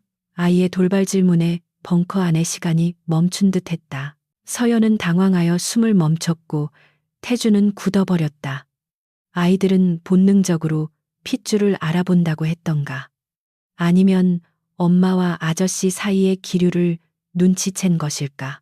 태주는 서연을 힐끗 쳐다보았다. 서연은 더 이상 부정하지 않았다. 그녀는 고개를 끄덕이며 작게 속삭였다. 맞아, 하늘아. 이분이 내 아빠야. 서연의 인정에 태주의 눈이 커졌다. 그녀가 자신을 받아들였다는 신호였다. 하늘이는 눈을 동그랗게 뜨더니 방긋 웃었다. 그럼 아빠가 슈퍼맨처럼 힘도 세? 아이의 순수한 물음에 태주의 입가에 옅은 미소가 번졌다. 슈퍼맨보다 더 세지, 약속할게. 분위기가 조금 누그러졌지만 현실은 여전히 냉혹했다. 태주의 무전기가 다시 울렸다. 회장님, 최무진의 병력이 2차 공격을 준비 중입니다. 이번에는 중화기까지 동원한 것 같습니다. 본가 방어선만으로는 오래 버티기 힘듭니다. 박 실장의 보고는 다급했다. 태주의 눈빛이 다시 매섭게 변했다. 감상에 젖어 있을 시간이 없었다. 그는 자리에서 일어나 옷매무새를 다듬었다. 내가 직접 나간다. 놈들이 원하는 건 나야. 내가 시선을 끄는 동안 박 실장이 너희를 뒷길로 대피시킬 거야. 태주는 결연한 표정으로 서연을 바라보았다. 이것은 작별 인사일 수도 있었다. 최무진은 결코 만만한 상대가 아니었고 이번 싸움은 목숨을 걸어야 했다. 서연은 태주의 옷자락을 잡았다. 가지 마요. 위험해요. 그녀의 만류에 태주는 고개를 저었다. 내가 숨으면 너희가 위험해져. 놈은 비열한 수단을 가리지 않아. 내가 미끼가 되어 놈을 끌어내야 이 끝없는 도망을 끝낼 수 있어. 그는 서연의 손을 잡고 자신의 가슴에 갖다 대었다. 심장이 강하게 뛰고 있었다. 걱정 마. 나는 쉽게 죽지 않아. 6년 전 불길 속에서도 살아남았고 너를 찾기 위해 5년을 버텼어. 이제야 가족을 찾았는데 여기서 죽을 리가 없잖아. 그의 목소리에는 강한 확신과 의지가 담겨 있었다. 가족, 그가 처음으로 입 밖으로 낸 단어였다. 서연은 그 단어의 무게를 느끼며 잡고 있던 손을 놓아주었다. 대신 그녀는 의사로서 할 수 있는 말을 건넸다. 다치지 마요. 그리고 반드시 살아서 돌아와요. 하늘이에게는 아빠가 필요하니까요. 태주는 짧게 고개를 끄덕이고 무기고를 열었다. 방탄조끼를 입고 여분의 탄창을 챙기는 그의 모습은 비장했다. 그는 하늘이에게 다가가 이마에 입을 맞추고 서연을 잠시 안아주었다. 사랑한다. 짧고 굵은 고백을 남기고 그는 벙커의 문을 열고 나갔다. 육중한 문이 닫히자 서연은 다시 혼자가 되었다. 하지만 예전과는 달랐다. 이제 그녀에게는 믿고 기다릴 사람이 있었다. 그리고 그녀 역시 가만히 숨어만 있을 생각은 없었다. 그녀는 벙커 안에 있는 모니터들을 살폈다. CCTV 화면을 통해 밖의 상황을 볼 수 있었다. 저택 곳곳에서 화염이 치솟고 있었다. 서연은 주먹을 꽉 쥐었다. 태주가 전방에서 싸운다면 자신은 후방에서 그를 지원해야 했다. 그녀의 눈빛이 날카롭게 빛났다. 태주가 지상으로 올라오자 매캐한 화약 냄새가 코를 찔렀다. 정원은 이미 전장터로 변해 있었다. 부서진 조각상들과 불타는 나무들 사이로 총격전이 벌어지고 있었다. 1000명 그룹의 정예 요원들이 방어선을 구축하고 있었지만 최무진의 흑룡파 조직원들은 끝도 없이 밀려들고 있었다. 회장님, 부하들이 태주를 보고 경례했다. 태주는 권총을 장전하며 앞장을 섰다. 겁먹지 마라. 이 집은 내 성이고 너희는 내 가족을 지키는 방패다. 침입자 놈들을 한 놈도 살려보내지 마라. 그의 외침에 부하들의 사기가 치솟았다. 태주는 은폐물 뒤로 몸을 날리며 적의 저격수를 정확히 명중시켰다. 그의 사격 솜씨는 녹슬지 않았다. 전장의 지휘관으로서 그리고 가장으로서의 분노가 그의 감각을 최고조로 끌어올렸다. 최무진은 멀리 떨어진 언덕 위에서 망원경으로 그 광경을 지켜보고 있었다. 나왔군, 강태주. 그는 비열하게 웃으며 무전기에 대고 명령했다. A조는 정면을 계속 압박해. B조는 뒤로 돌아가서 벙커 환기구를 찾아 독가스를 투입해서 쥐새끼들을 훈제 구이로 만들어버려. 최무진의 계획은 악랄했다. 그는 정정당당하게 싸울 생각이 없었다. 태주를 밖으로 유인한 뒤 무방비 상태인 서연과 아이를 인질로 잡거나 죽여서 태주의 멘탈을 붕괴시킬 작정이었다. 어둠 속에서 특수부대 복장을 한 비조가 은밀하게 저택의 뒤쪽으로 이동하기 시작했다. 태주는 전방의 적들을 상대하느라 뒤쪽의 움직임을 미처 감지하지 못하고 있었다. 하지만 벙커 안에서 모니터를 지켜보던 서연은 이상한 점을 발견했다. 정면 대결이 치열한 와중에 뒷마당 쪽 CCTV 화면에 검은 그림자들이 스쳐 지나가는 것이 포착되었다. 저쪽은 환기구 쪽인데? 서연의 얼굴이 창백해졌다. 그녀는 벙커의 구조도를 머릿속에 그렸다. 외부 공기가 유입되는 환기구는 벙커의 유일한 약점이었다. 만약 그곳이 뚫리거나 독가스가 살포된다면 안에서 문을 잠그고 있는 것은 도간에 든 쥐가 되는 꼴이었다. 서연은 박 실장에게 연락하려 했지만 통신이 먹통이었다. 적들이 전파 방해를 시작한 것이다. 선택의 여지가 없었다. 그녀가 직접 막아야 했다. 서연은 하늘이를 가장 안전한 구석에 숨기고 비상용 무전기와 소화기를 들었다. 하늘아, 엄마가 금방 올게. 절대로 여기서 나오면 안 돼. 그녀는 굳은 결의를 다지며 벙커의 비상구를 열었다. 서연은 좁은 통로를 기어 환기구 제어실로 향했다. 의대생 시절 복잡한 해부학 구조를 외우던 명석한 두뇌가 벙커의 설계도를 완벽하게 기억해냈다. 그녀는 제어실에 도착하자마자 환기 시스템을 수동으로 전환하고 외부 유입구를 차단하려 했다. 그때 밖에서 둔탁한 소리가 들려왔다. 적들이 환기구를 뜯어내고 있는 소리였다. 서연의 심장이 터질 듯 뛰었다. 그녀는 주변을 두리번거리다 고압 전선이 지나가는 배전반을 발견했다. 만약 저 배전반을 환기구 쪽에 연결한다면 위험한 도박이었지만 의학적 지식뿐만 아니라 기본적인 과학 지식도 풍부한 그녀였다. 그녀는 주저없이 전선을 끊어내어 환기구 입구의 철망에 연결했다. 그리고 스위치를 올리기 위해 손을 뻗었다. 그 순간 환기구 뚜껑이 뜯겨 나가고 놈들이 가스통을 던져 넣으려는 찰나였다. 서연은 눈을 질끈 감고 메인 스위치를 올렸다. 가까이 오지 마. 그녀의 외침과 함께 강력한 전류가 철망을 타고 흘렀다. 으악! 밖에서 비명과 함께 타는 냄새가 났다. 침투하려던 적들이 감전되어 튕겨나간 것이다. 서연은 성공했다는 안도감에 다리가 풀려 주저앉았다. 하지만 안심하기엔 일렀다. 전력 과부하로 인해 벙커 내부의 조명이 깜빡거리기 시작했다. 그리고 이 소라는 강태주에게도 그리고 최무진에게도 전해졌다. 상황은 더욱 예측할 수 없는 방향으로 흘러가고 있었다. 의사의 손이 아닌 전사의 손으로. 서연은 자신의 가족을 지키기 위한 첫 번째 전투를 치러냈다.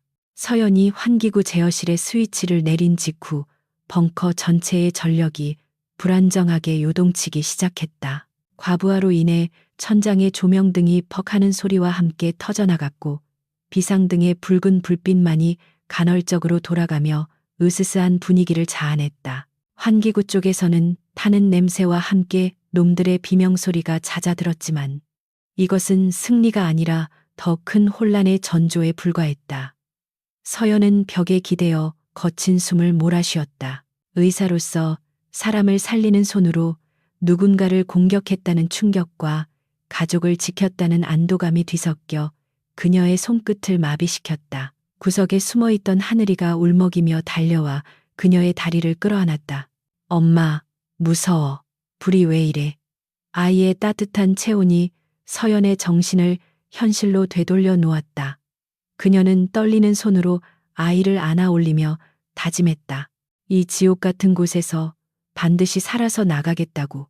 그때 제어실의 문이 거칠게 열리며 누군가 뛰어들어왔다. 서연은 반사적으로 소화기를 들어 올렸지만 피투성이가 된 강태주의 얼굴을 확인하고는 힘이 풀려 주저앉았다. 태주는 바닥에 널브러진 전선과 그을린 환기구 입구를 보고 상황을 단번에 파악했다. 그의 눈동자가 믿을 수 없다는 듯 크게 흔들렸다. 이 무모한 짓을 네가 한 거야? 그는 화를 내는 것인지 감탄하는 것인지 알 수 없는 표정으로 서연에게 다가왔다. 그의 뺨에는 총탄이 스치고 지나간 상처에서 피가 흐르고 있었지만 그는 자신의 상처 따위는 안중에도 없었다. 태주는 서연의 어깨를 꽉 잡고 그녀의 몸을 살폈다. 다친 데는? 전기에 감전되진 않았어? 그의 다급한 물음에 서연은 고개를 저으며 그의 피 묻은 손을 잡았다. 전 괜찮아요. 놈들이 독가스를 뿌리려고 했어요. 어쩔 수 없었어요. 미치겠군. 넌 정말. 태주는 말을 잇지 못하고 서연을 와락 끌어안았다. 그의 심장 박동이 서연의 가슴에 고스란히 전해졌다. 그것은 두려움이었다. 천하의 강태주가 사랑하는 여자를 잃을 뻔했다는 공포에 떨고 있었다. 하지만 감상에 젖어 있을 시간은 짧았다. 무전기에서 치직거리는 소음과 함께 박 실장의 목소리가 들려왔다. 회장님, 벙커의 환기 시스템이 고장나서 산소 공급이 중단되고 있습니다. 그리고 정문이 뚫렸습니다. 놈들이 본관 로비까지 진입했습니다. 상황은 최악으로 치닫고 있었다. 태주는 서연을 놓아주고 결단력 있는 눈빛으로 그녀를 바라보았다. 여긴 더 이상 안전하지 않아. 산소가 떨어지기 전에 나가야 해. 본관 2층 서재에 패닉룸이 있어. 거기로 간다. 태주는 한 손으로 하늘이를 안고 다른 한 손으로는 권총을 든 채 앞장섰다. 서연은 그의 뒤를 바짝 쫓으며 주변을 경계했다. 벙커를 빠져나와 1층 복도로 올라오자마자 귀를 찢는 듯한 총성이 그들을 맞이했다. 저택 내부는 이미 전쟁터였다. 고가의 도자기들이 산산조각 나 바닥에 뒹굴고 있었고 벽에는 총탄 자국이 벌집처럼 나 있었다. 천명그룹의 경호원들과 최무진의 조직원들이 뒤엉켜 육탄전을 벌이고 있었다. 피 비린내가 화약 냄새와 섞여 역겨운 악취를 풍겼다. 태주는 망설임 없이 눈앞에 나타난 적의 가슴에 총알을 박아 넣으며 길을 뺐다. 그의 움직임은 군더더기 없이 깔끔하고 잔혹했다. 서연은 하늘이의 눈을 가리며 태주의 뒤를 따라 필사적으로 뛰었다. 계단 입구에 다다랐을 때 2층 난간에서 매복하고 있던 적들이 그들을 향해 사격을 가해왔다. 숙여. 태주가 소리치며 서연과 하늘이를 대리석 기둥 뒤로 밀어 넣었다. 총알이 기둥을 때리며 파편이 사방으로 튀었다. 태주는 기둥 뒤에서 응사하며 적들의 머릿수를 줄여 나갔지만 탄창이 얼마 남지 않았다. 박 실장, 지원 사격해. 태주가 고함을 지르자 반대편 복도에서 박 실장이 이끄는 지원 병력이 나타나 적들의 측면을 공격했다. 그 틈을 타 태주는 서연의 손목을 잡고 계단을 뛰어 올라갔다. 하지만 계단 중간쯤에서 쓰러져 있는 경호원 하나가 서연의 발목을 잡았다. 사모님, 살려주세요. 복부에 총을 맞고 피를 흘리는 젊은 청년이었다. 서연은 멈칫했다. 놔두고 가. 시간이 없어. 태주가 재촉했지만 서연은 뿌리칠 수 없었다. 그녀는 의사였다.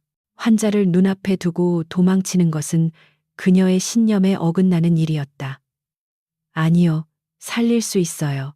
서연은 태주의 손을 놓고 주저앉아 청년의 상처를 살폈다. 다행히 총알이 중요 장기를 비껴나간 듯했다. 그녀는 입고 있던 카디건을 벗어 상처 부위를 강하게 압박했다. 이걸 꽉 누르고 있어요. 절대로 손 떼면 안 돼요. 서연의 단호한 처치에 청년은 고통 속에서도 고개를 끄덕이며 희망을 얻은 듯했다. 태주는 그 모습을 보며 혀를 찼지만 이내 어무 사격을 하며 그녀가 응급처치를 마칠 때까지 자리를 지켰다. 총알이 빗발치는 전장 한복판에서 생명을 살리려는 그녀의 모습은 기이할 정도로 성스러웠다. 서연이 다시 일어나자 태주는 그녀를 부축해 2층 복도로 이끌었다.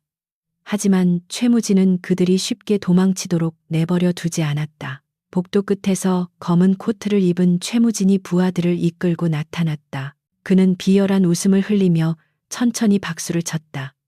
감동적이군, 강태주. 가족 놀이라도 하는 건가? 최무진의 등장에 태주의 눈에서 불꽃이 튀었다. 최무진, 내 놈 제삿날이 오늘인 줄 알아라. 태주가 으르렁거렸다. 최무진은 어깨를 으쓱하며 손에 든 기폭 장치를 흔들어 보였다. 과연 그럴까? 이 저택 기둥 곳곳에 시사를 설치해뒀지. 내가 버튼 하나만 누르면 너희 셋은 사이좋게 저승길 동무가 될 거야. 태주의 얼굴이 딱딱하게 굳어졌다. 폭탄이라니, 이 미친놈은 자신도 죽을 각오로 덤비고 있었다. 서연은 공포에 질려 하늘이를 더욱 꽉 끌어안았다. 최무진은 그들의 공포를 즐기며 천천히 다가왔다. 선택해라, 강태주. 네가 내 앞에 무릎 꿇고 머리를 박으면 아이와 여자는 살려주지. 아니면 다 같이 터져 죽든가. 그것은 뻔한 거짓말이었다. 태주가 무릎을 꿇는 순간 모두를 죽일 것이 뻔했다. 태주는 머리를 굴렸다. 거리는 20m. 자신의 사격 실력이라면 최무진의 미간을 뚫을 수 있지만 그가 쓰러지면서 기폭 장치를 누를 수도 있었다. 확률은 반반. 하지만 가족의 목숨을 걸고 도박을 할 수는 없었다. 태주는 천천히 총을 내리는 시웹을 했다. 좋아, 네가 원하는 대로 하지. 태주가 무릎을 굽히기 시작했다. 최무진의 입가에 승리의 미소가 번지는 순간 태주의 눈빛이 번뜩였다. 그는 무릎을 꿇는 척하면서 바닥에 있던 깨진 도자기 파편을 발로 차 최무진의 얼굴을 향해 날렸다. 동시에 몸을 옆으로 날리며 방아쇠를 당겼다. 타탕, 총소리와 함께 최무진이 비명을 지르며 얼굴을 감싸 쥐었다. 도자기 파편이 그의 눈을 스친 것이다. 기폭 장치가 바닥으로 떨어졌다. 지금이야, 뛰어. 태주가 외쳤다. 서연은 하늘이를 안고 패닉룸이 있는 서재 쪽으로 달렸다. 하지만 부상을 입고도 독이 오른 최무진은 바닥에 떨어진 기관단총을 집어들고 닥치는 대로 난사하기 시작했다.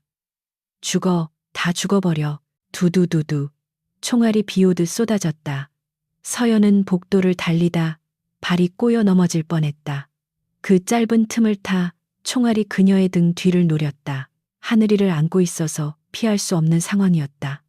안 돼. 태주가 몸을 날렸다. 그는 서연과 하늘이를 감싸 안으며 자신의 등으로 총탄 세례를 받아냈다. 퍽, 퍽, 퍽. 둔탁한 파열음과 함께 태주의 몸이 크게 휘청거렸다. 태주의 입에서 고통스러운 신음이 터져 나왔지만 그는 쓰러지지 않았다.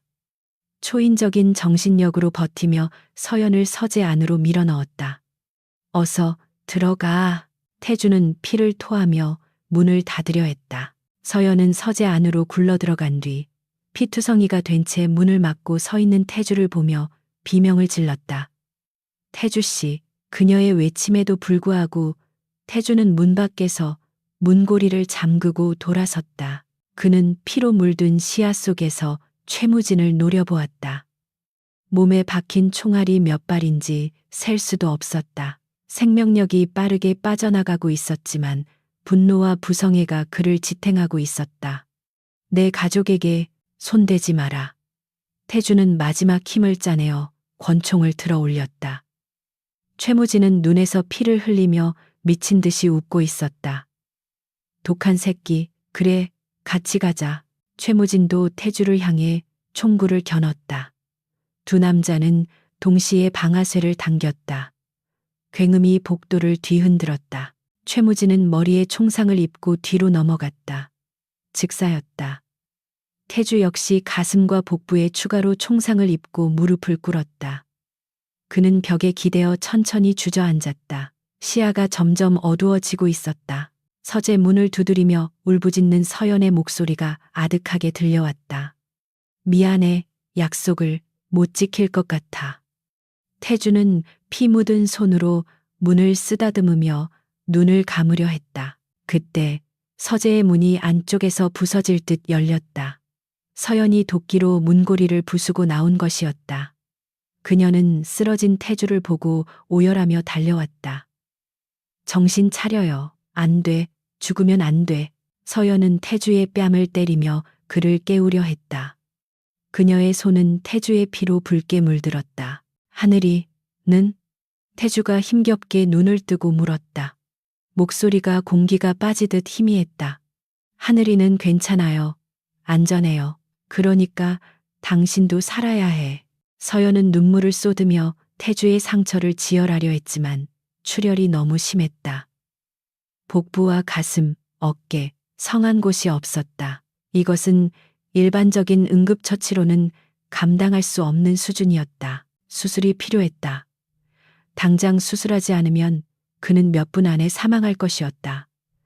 서연의 머릿속이 하얗게 변했다가 다시 차갑게 식었다. 그녀는 의사였다. 국내 최고의 외과 전문의였던 한서연으로 돌아가야 했다.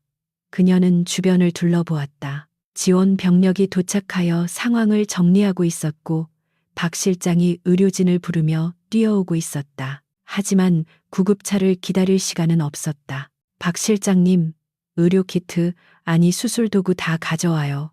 당장. 서연이 사자우를 토하듯 소리쳤다. 박 실장은 서연의 기세에 놀려 멈칫했다가 즉시 부하들에게 소리쳤다. 별채에 있는 의료 장비 다 가져와. 빨리. 서연은 태주의 셔츠를 찢어내고 상처 부위를 확인했다. 폐가 손상되어 호흡이 곤란한 상태였다. 그녀는 주머니에서 비상용 메스를 꺼냈다.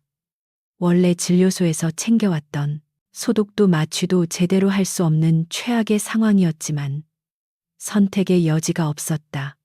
태주 씨, 내 말 들려요? 내가 당신 살릴 거야.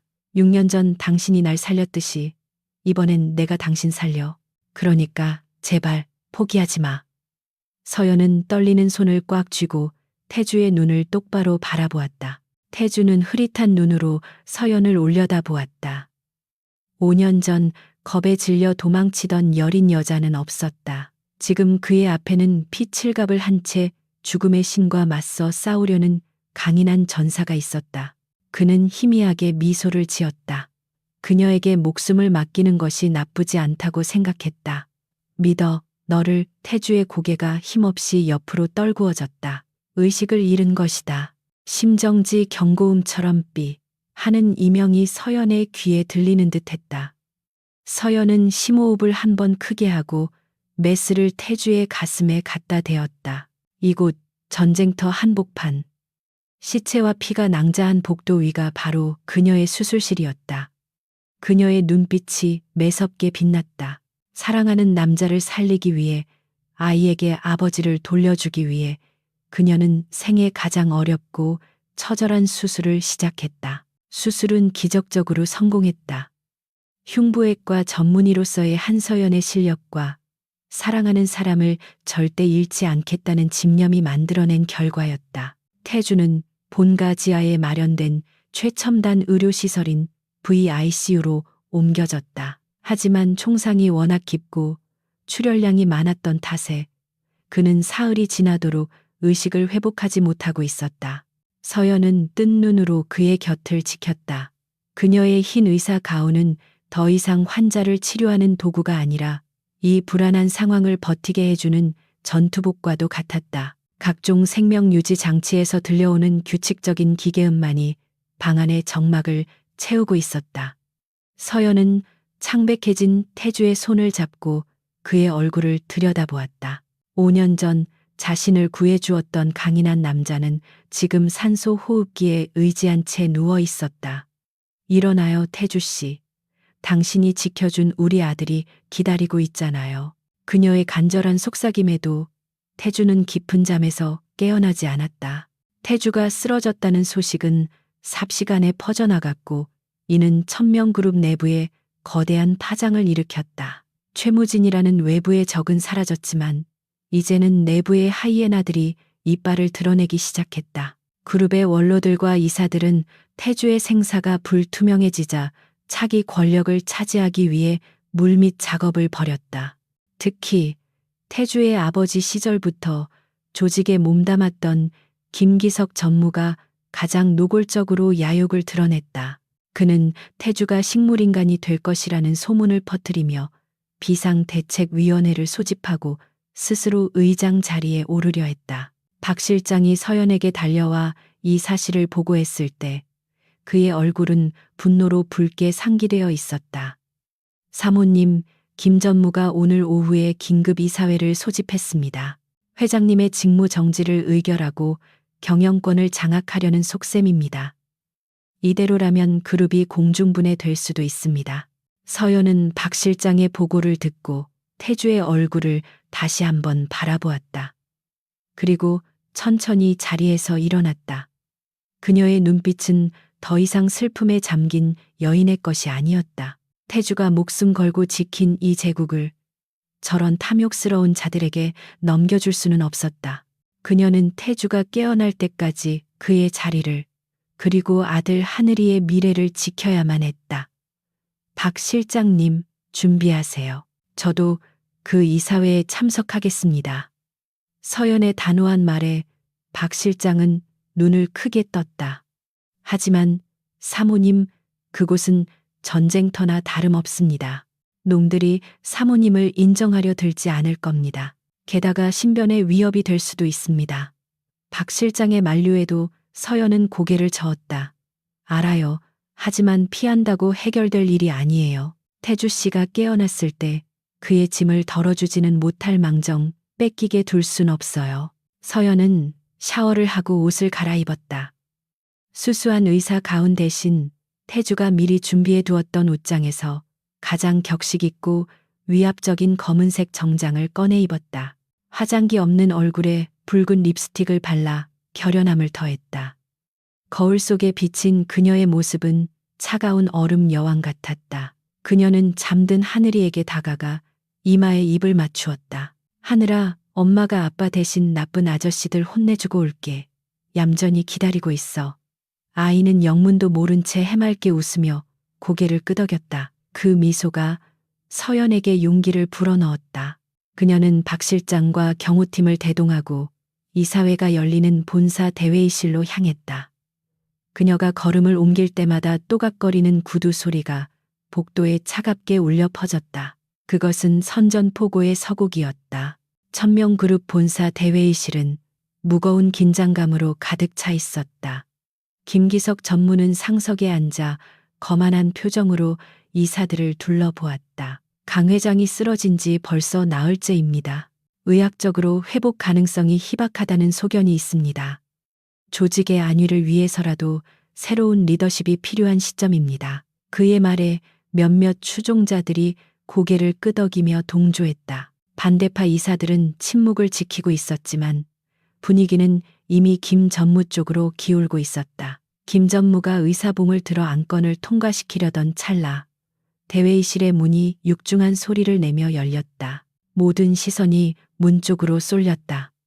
검은 정장 차림의 한서연이 경호원들의 호의를 받으며 당당하게 들어오고 있었다. 그녀의 등장에 회의실 안은 찬물을 끼얹은 듯 조용해졌다. 지금 무슨 짓입니까? 여긴 외부인이 들어올 자리가 아닙니다. 김 전무가 책상을 치며 벌떡 일어났다. 서연은 그의 고함에도 눈 하나 깜짝하지 않고 회의실 중앙으로 걸어 들어갔다. 그녀는 태주의 빈자리에 놓인 의자 등받이를 손으로 짚고 김 전무를 똑바로 응시했다. 외부인이라니요. 저는 강태주 회장의 아내이자 이 그룹의 유일한 적통 후계자인 강하늘의 어머니 한서연입니다. 그녀의 목소리는 크지 않았지만 정확한 발음과 힘있는 어조로 좌중을 압도했다. 아내와 후계자라는 단어에 이사들이 술렁거리기 시작했다. 김 전무는 코웃음을 쳤다. 아내? 혼인신고도 안 한 여자가 무슨 아내 행세야. 그리고 애가 회장님 핏줄이라는 증거라도 있어. 그는 서연을 모욕 주기 위해 비열하게 비꼬았다. 서연은 박 실장에게 손짓했다. 박 실장은 미리 준비한 서류 봉투를 테이블 위에 던지듯 올려놓았다. 유전자 검사 결과입니다. 친자 확률 99.9%. 그리고 여기 회장님이 작성하신 유언장 공증 사본도 있습니다. 서연이 차갑게 말했다. 유언장이라는 말에 김 전무의 얼굴이 사색이 되었다. 사실 그것은 태주가 작성한 것이 아니라 서연이 박 실장과 상의하여 태주의 금고에서 찾아낸 태주가 만약을 대비해 오래전에 작성해둔 위임장이었다. 그 내용에는 유고시 모든 권한을 지정 대리인에게 위임한다는 조항이 있었고 서연은 그 대리인 자격을 주장하고 있는 것이었다. 서연은 덧붙였다. 회장님은 돌아가신 게 아닙니다. 잠시 쉬고 계실 뿐입니다. 그동안 회장님의 대리인으로서 제가 이 자리를 지키겠습니다. 말도 안 돼. 어디서 굴러먹던 여자가 감히 천명을 삼키려 들어? 김 전무는 이성을 잃고 소리쳤다. 그는 경비들을 부르려 했지만 문 밖을 지키고 있는 것은 박 실장이 배치한 태주의 직속 친위대였다.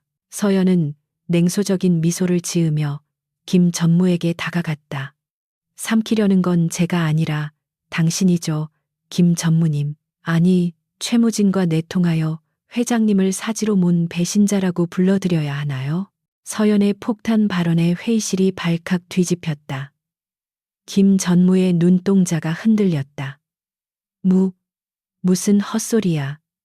증거 있어? 서연은 품에서 녹음기 하나를 꺼냈다. 최무진의 시신에서 발견된 휴대전화에서 복구한 통화 녹음 파일이었다. 서연은 재생 버튼을 눌렀다. 강태주가 오늘 밤 별채에 머물 거야.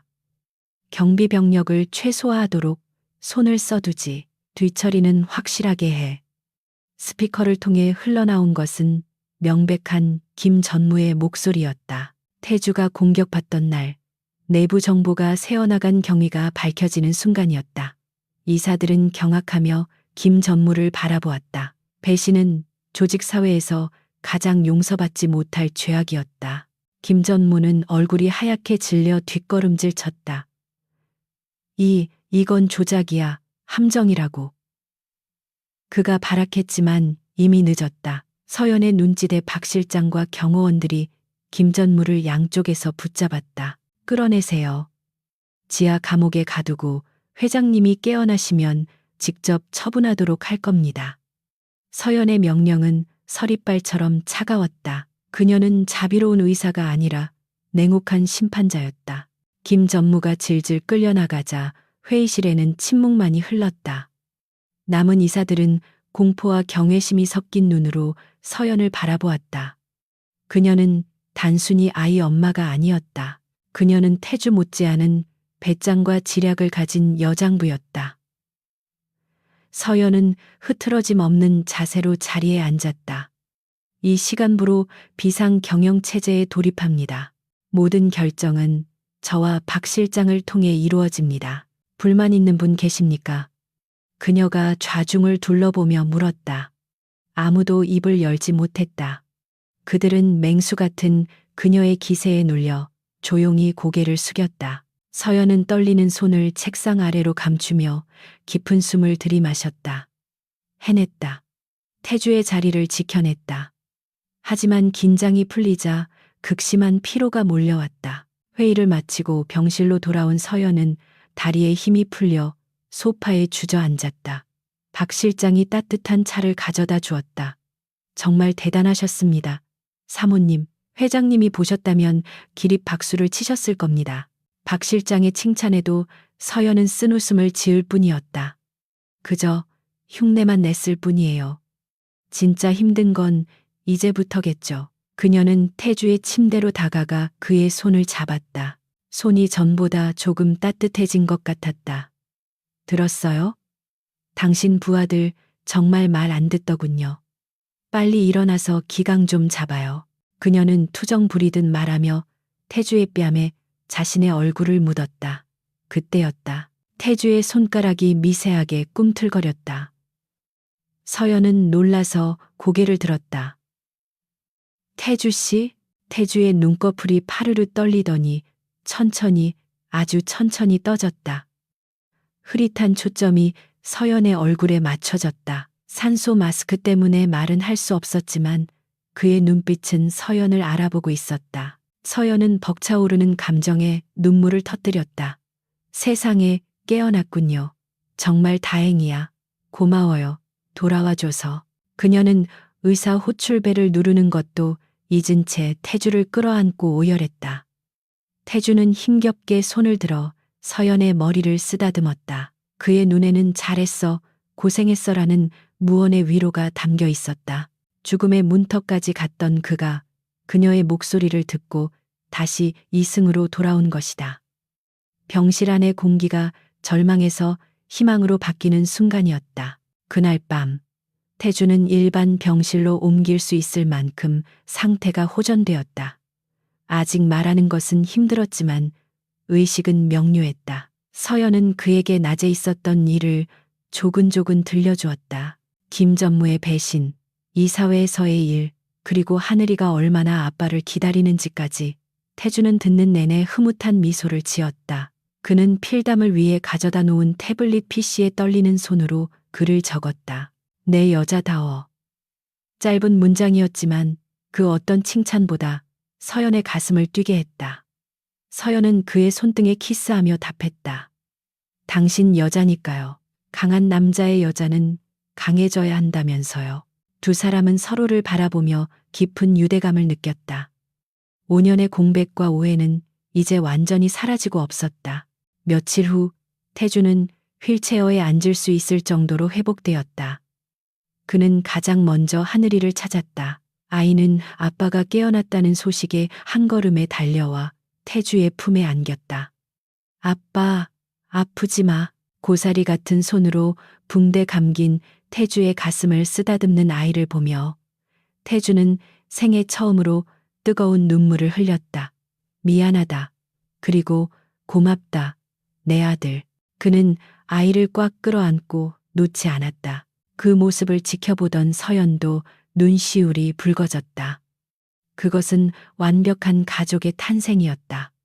태주는 하늘이를 무릎에 앉히고 서연의 손을 잡았다. 이제 다 끝났어. 더 이상의 도망도 숨바꼭질도 없어. 우리는 함께야. 그의 맹세는 굳건했고 그 어느 때보다 진실했다. 하지만 평화도 잠시. 박 실장이 들어와 보고했다. 회장님, 김전무를 처리하는 과정에서 놈이 숨겨둔 비밀 장부를 발견했습니다. 그런데 그 내용이 심상치 않습니다. 정재계 인사들의 비리 리스트가 포함되어 있는데 이게 공개되면 나라가 뒤집힐 수준입니다. 놈이 이걸 보험으로 가지고 있었던 것 같습니다. 태주의 눈빛이 날카롭게 빛났다. 김 전무는 제거했지만 그가 남긴 불씨는 여전히 위험했다. 이 리스트를 노리는 하이에나들이 또다시 몰려들 것이 분명했다. 태주는 잠시 생각에 잠겼다가 서연을 바라보았다. 어떻게 생각하지? 그는 이제 서연을 단순한 보호 대상이 아닌 파트너로 인정하고 의견을 구하고 있었다. 서연은 잠시 장부를 훑어보더니 냉철하게 말했다. 이건 독이 든 성배예요. 가지고 있으면 표적이 되지만 잘만 이용하면 우리를 건드리지 못하게 하는 최강의 방패가 될 수 있어요. 이걸 무기로 양지로 나가는 건 어때요? 어둠의 세계를 청산하고 합법적인 기업으로 완전히 탈바꿈하는 계기로 삼는 거죠. 서연의 제안은 파격적이었지만 태주가 오랫동안 꿈꿔왔던 그림이기도 했다. 아이에게 떳떳한 아버지가 되기 위해서는 피 묻은 과거를 세탁해야만 했다.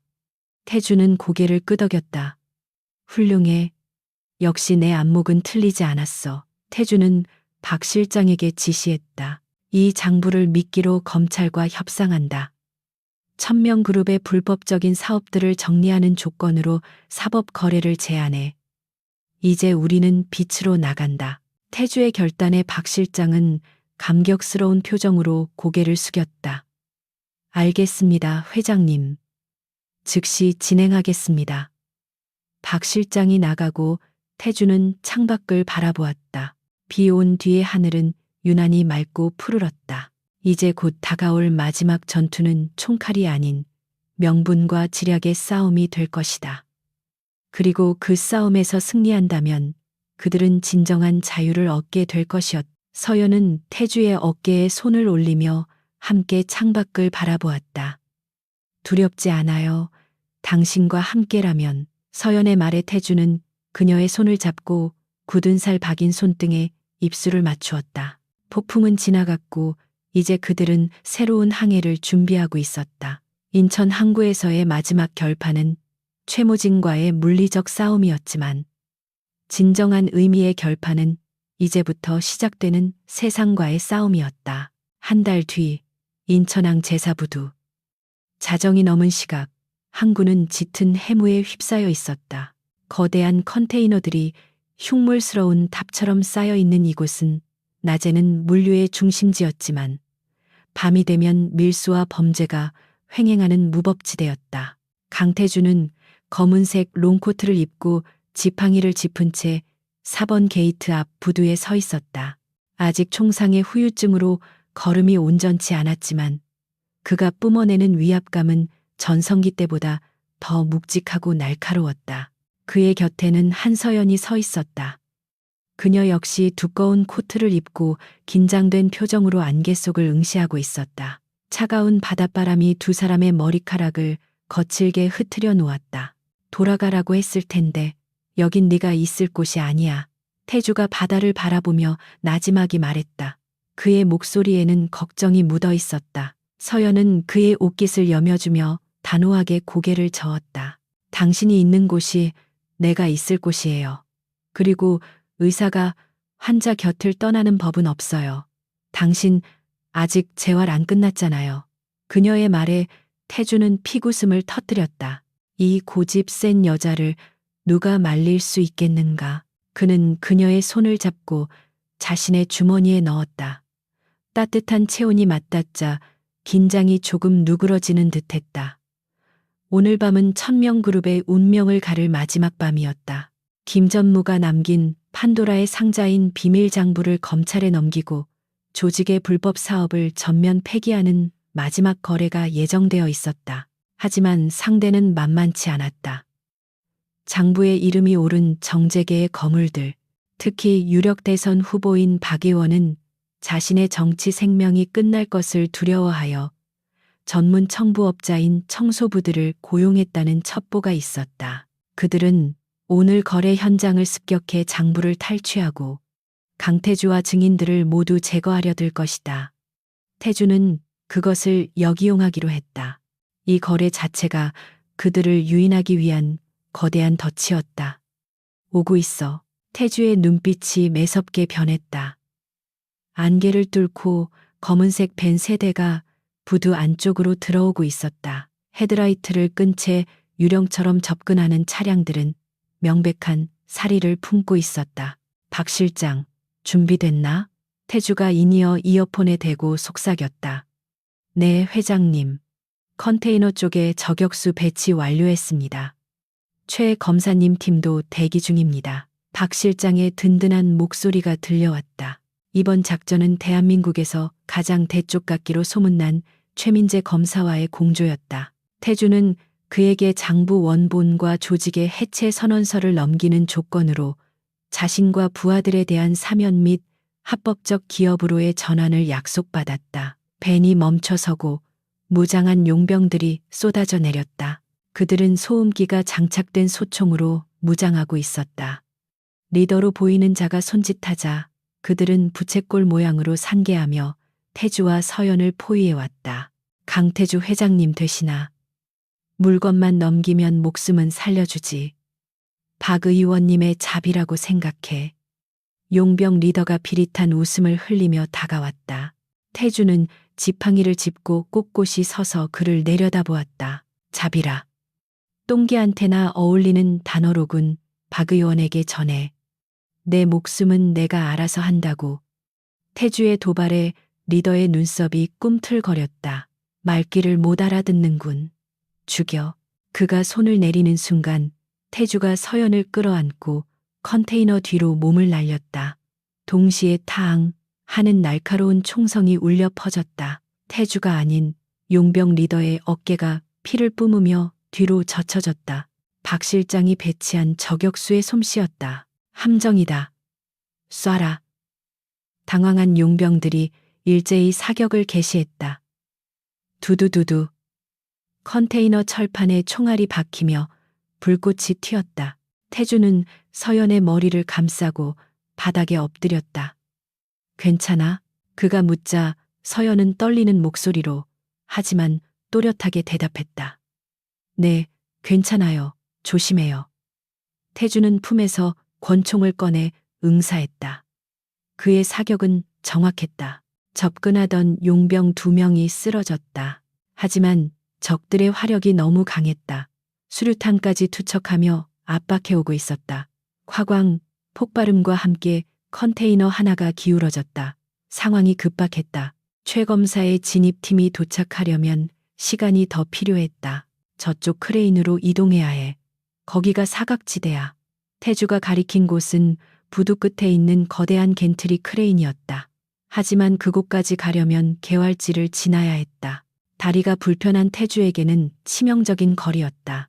서연은 주변을 살피다 부두 한쪽에 세워진 지게차를 발견했다. 그녀의 눈이 번뜩였다. 태주 씨, 어머해 주세요. 제가 길을 만들게요. 서연은 태주의 대답도 듣지 않고 지게차를 향해 달렸다.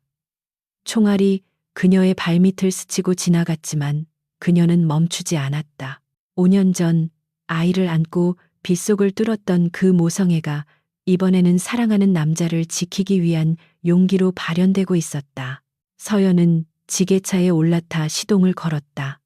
굉음과 함께 지게차가 움직이기 시작했다. 그녀는 지게차의 포크를 높이 들어 올린 채 용병들이 숨어있는 나무 상자 더미를 향해 돌진했다. 비켜. 서연이 소리치며 상자 더미를 들이받았다. 와르르 무너진 상자들이 용병들을 덮쳤고 그들의 진영은 순식간에 아수라장이 되었다. 지금이야. 서연이 소리쳤다. 태주는 그 틈을 놓치지 않고 크레인 쪽으로 이동했다. 그는 이동하면서도 끈질기게 따라붙는 적들을 향해 정확하게 사격했다. 서연은 지게차를 이용해 태주의 뒤를 막아주는 방패 역할을 했다. 의사 가운 대신 검은 코트를 휘날리며 전장을 누비는 그녀는 마치 전쟁의 여신 같았다. 두 사람은 크레인 조종실 아래 안전지대에서 다시 만났다. 태주는 거친 숨을 몰아쉬며 서연의 얼굴을 감싸 쥐었다. 너란 여자는 정말 심장이 나만하질 않는군. 그의 말에 서연은 씩 웃으며 그의 땀을 닦아주었다. 당신 닮아가나 봐요. 이제 어떻게 하죠? 총알도 거의 떨어졌을 텐데 서연의 지적대로 태주의 탄창은 비어가고 있었다. 용병들은 전열을 가다듬고 다시 포위망을 좁혀오고 있었다. 그때 멀리서 사이렌 소리가 들려왔다. 밤하늘을 수놓는 붉고 푸른 경광등의 불빛, 최민재 검사가 이끄는 경찰 특공대와 해양경찰이 동시에 진입하고 있었다. 무기를 버리고 투항하라. 포위됐다. 확성기 소리가 항구에 울려 퍼졌다. 용병들은 당황하여 퇴로를 찾으려 했지만 이미 바다 쪽은 해경정이, 육지 쪽은 경찰 특공대가 차단한 상태였다. 태주는 그 광경을 보며 긴 한숨을 내쉬었다. 드디어 끝났다. 길고 길었던 어둠과의 전쟁이 막을 내리는 순간이었다. 용병들이 하나둘 무기를 버리고 무릎을 꿇는 동안 최민재 검사가 방탄조끼를 입고 태주와 서연이 있는 곳으로 다가왔다. 그는 날카로운 인상의 소유자였지만 태주를 보는 눈빛에는 기묘한 존중이 담겨 있었다. 약속을 지키셨군요, 강 회장님. 아니, 이제는 강 대표님이라고 불러야 하나. 최 검사가 손을 내밀었다.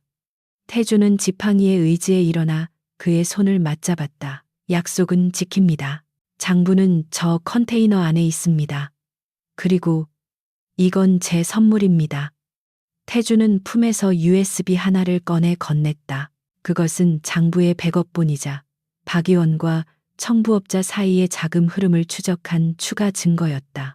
최 검사는 USB를 받아들고 고개를 끄덕였다. 이걸로 대한민국이 조금은 깨끗해지겠군요. 그리고 강 대표님의 사법거래건은 상부 승인이 났습니다. 물론 죗값을 완전히 면할 수는 없겠지만 사회봉사와 막대한 추징금으로 대체될 겁니다. 천명은 이제 합법적인 기업으로 다시 태어나는 겁니다. 모든 상황이 정리되고 현장은 분주했다.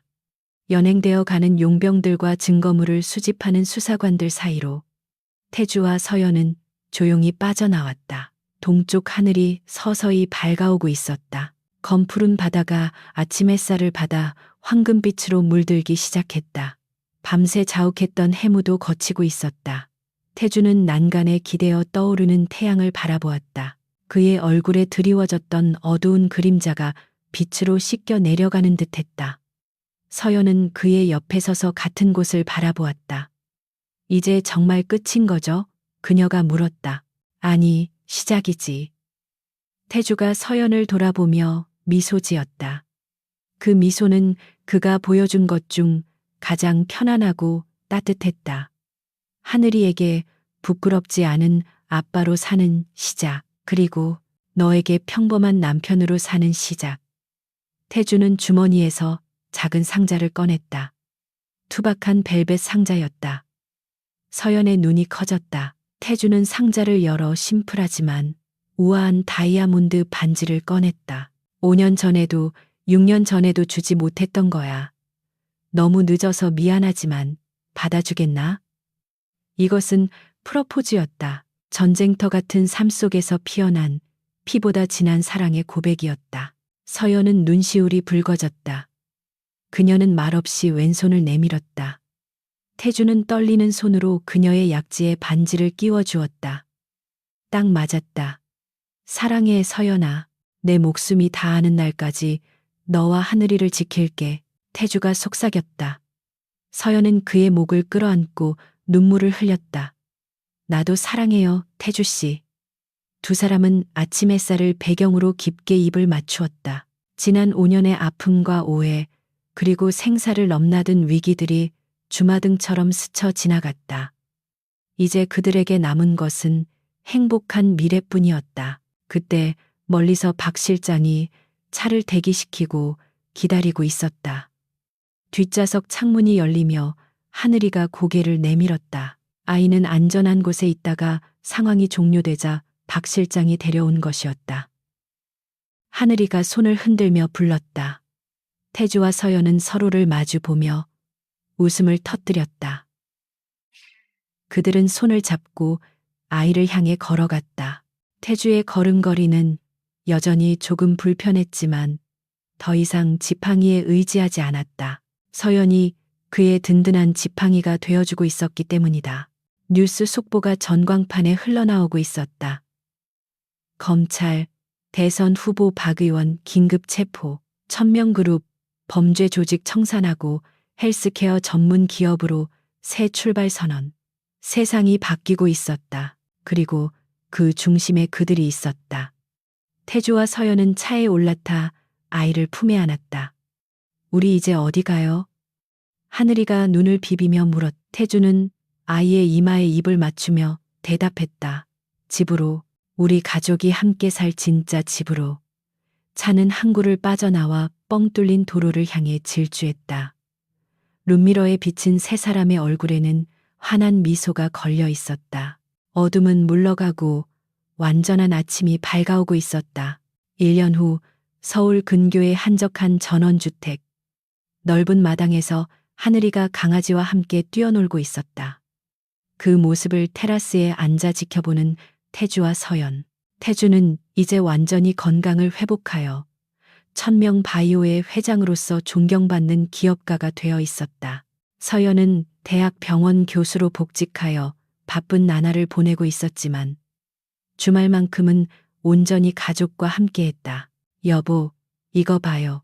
서연이 태주에게 초음파 사진 한 장을 건넸다.